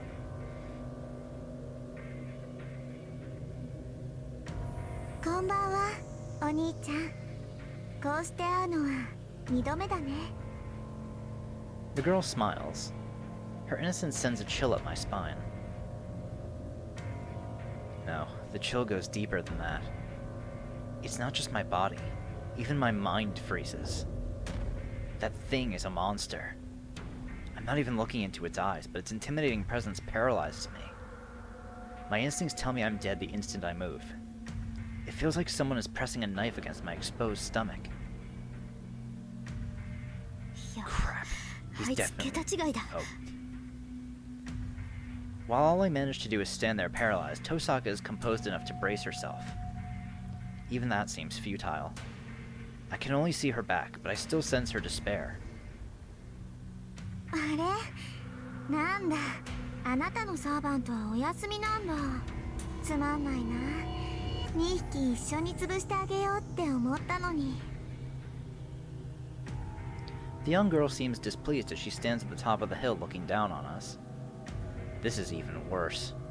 That girl knows that Tosaka's servant is not here. And then... The girl bows gracefully, which seems wildly out of place given the current mood. はじめまして、リン。私はイリア。イリアスフィール・フォン・アインツベルンって言えばわかるでしょ？アインツベルン。 Tosaka trembles lightly, seeming to recognize the name. The girl smiles, seemingly delighted by Tosaka's reaction. じゃあ行くね。やっちゃえ、バーサーカー。 In a sing-song voice, the girl orders the monstrosity behind her. The giant jumps. In a single leap, this berserker sails all the way from the top of the hill to its bottom, where we stand. シロ、下がって。 Saber surges forward. Her raincoat flutters off her shoulders, blocking my view for a moment. Saber runs towards where Berserker is about to land. Berserker lands, kicking up a small torrent of air in his wake. The two meet almost simultaneously. The very air shakes. Saber stops Berserker's rock-like sword with her invisible sword. Saber's mouth twists as she strains. And then... Berserker's giant sword moves in a flash, creating a whirlwind. Thunder. The clash of swords, almost tearing the air, ends in Saber's defeat. I hear something skidding. Saber blocks Berserker's giant sword with her own, but the impact pushes her backwards. Saber buckles. The copper-skinned servant follows her. The monster swings its giant sword again and again, as if it knows how to do nothing else. Saber continues to block it with her sword, unable to dodge the strikes. Saber's sword being invisible doesn't matter. She needs to put all her strength into blocking his attacks, or she's dead for sure. Saber's left with no choice but to remain on the defensive. The only chance Saber has of winning is to find an opportunity to strike between Berserker's attacks. And yet, that's only if Berserker leaves her an opening. His massive black rock sword moves like a raging storm. He is enormous. Despite his size and unwieldy weapon, Berserker is faster than Saber. His unrelenting attacks just smash whatever's in his way. That's all. But it's enough to be effective. As long as he retains his overwhelming speed and power, he doesn't really need technique. Humans devise technique to compensate for their own weakness. That giant, that monster, he has no weakness.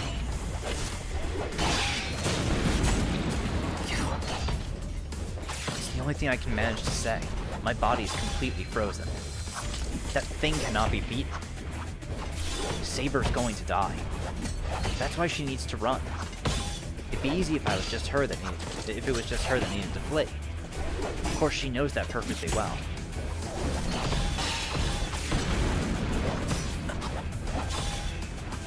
That's not good. My body may be paralyzed, but my mind is still working. The raging storm of death simply won't let up. Saber retreats, unable to block at all. And then the final unblockable blow comes. Saber hangs in the air. Twisting her body impossibly, Saber manages to defend against Berserker's titanic swing. It's all she can do to defend herself from the fatal blow. But because she can't completely brace against the giant's tremendous swing, his attack sends her flying. After sailing in a wide arc, she falls to the ground. Just before her back hits the ground, Saber turns in midair and lands on her feet. She manages to compose herself, but crimson blood stains her chest. I'm such an idiot. I've completely forgotten something crucial. I don't know how many times servants can fight in a day, but this is Saber's third battle. On top of that, Saber still hasn't healed from the wound Lancer inflicted on her chest earlier.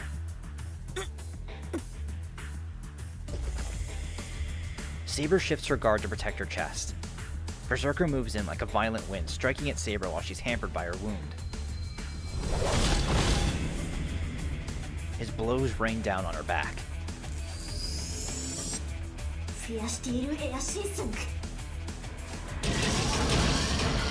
I don't know what kind of magecraft Tosaka used, but something bursts against Berserker's body. From that amount of magical energy I can feel, the impact must have been equivalent to a large caliber pistol. Even that is meaningless. It barely even scratches him. He isn't nullifying magical energy like what Saber does. The attack just doesn't affect him.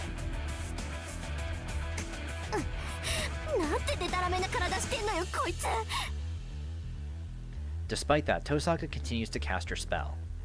Berserker just ignores Tosaka's spells and charges at Saber. Saber painfully lifts her head. She readies her sword, intent on continuing the fight. The sight of her in so much pain gets me moving again.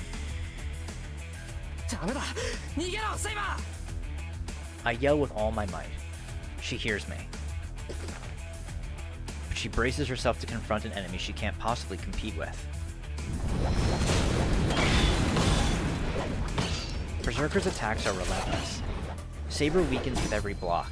The end slowly creeps up on her. Where in that small frame of hers does such power come from? Saber doesn't retreat. She endures the Great Sword's furious attacks and tries to push Berserker back with sheer vigor. She has no chance of winning. Even though she knows her demise is inevitable, she holds her ground adamantly. Maybe it sensed something from her.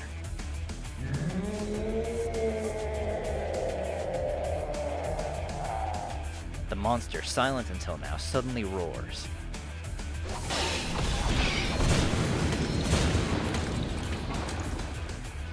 Its attacks are impossible to block. Its attacks rain down on her, though her defense is flawless, but one strike sends her flying. It's the sound of something falling in the distance. Fresh blood stains her armor. Her small frame shouldn't be able to rise, and yet...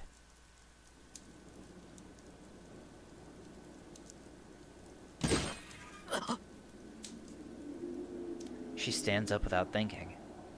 Her actions say that she needs to keep going, or else I'll be killed.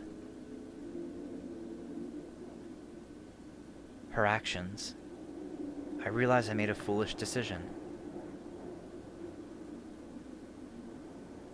Berserker stops after defeating Saber. It doesn't so much as look at Tosaka or me. It just waits for its master's orders. 勝てるわけないじゃない。私のバーサーカーはね、ギリシャ最大の英雄なんだから。People really do just be giving away shit about their servants, huh? You got Lancer using his noble phantasm, Ilya saying this shit. ギリシャ最大の英雄ってまさか。そうよ。そこにいるのはヘラクレスっていう魔物。Oh, just his true name. Well, I mean, to be fair, in Ilya's case, it's not as if knowing Heracles' true name is really going to help us much if this is what we're contending with. So I think it's perfectly fine if she reveals that information. It doesn't help us. あなたたち程度が刺激できる英雄とは格が違う。最強の怪物なんだから。The girl calling herself Ilya narrows her eyes in joy. Her eyes express elation from the anticipation of finishing off her enemies. There's no need to ask who she is expecting to kill. Saber. Then what will I do? Am I going to fight that monster instead? I can't do that. Just getting near that thing without being prepared would be enough to stop my heart. I'm going to help Saber. I refuse to abandon someone when they're down. That's how I've always lived my life. And most importantly, I can't leave the girl who fought so hard to protect me. いいわよバーサーカー。そいつ再生するから一撃で仕留めなさい。Berserker rumbles back into movement. I run forward as fast as I can. I can't possibly do anything against that monster. But the least I can do is get Saber out of the way and save her from Berserker's attack. I fall. Why? I was going to shove Saber away from Berserker. Then I'd figure out what to do afterward. So why? Why? Why am I on the ground unable to breathe?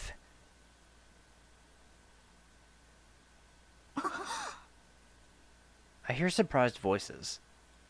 First is Saber, who's in front of me now. Then there's Tosaka standing at a distance, looking aghast. And then for some reason, the girl calling herself Ilya stares down at me, dumbfounded. There's a gaping, ragged hole in the middle of my body. I'm on the ground. On the asphalt, there's only a little blood considering how big the wound is. I see some withered branch-looking things and shattered stuff, and man, that looks painful. All those parts scattered around. そうか。なんて間抜け。 So I didn't make it. I could never have pushed Saber away, so I was just her shield. And that ungodly huge machete thing took a chunk out of my stomach.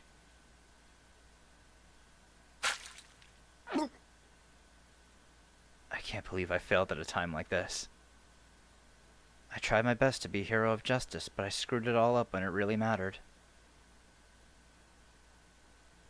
なんで？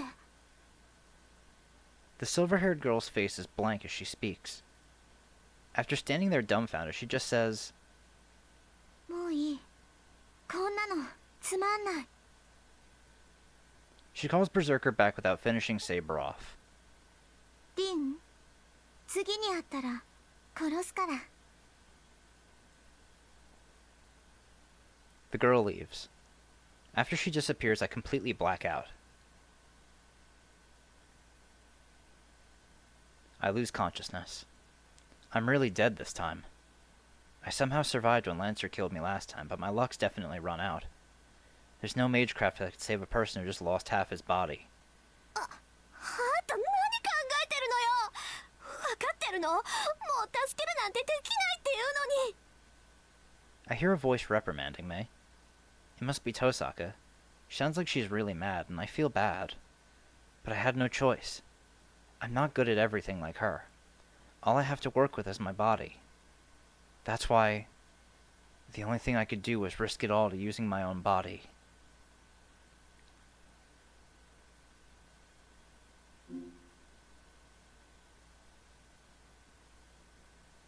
Okay, so I think I'm going to end off here for today.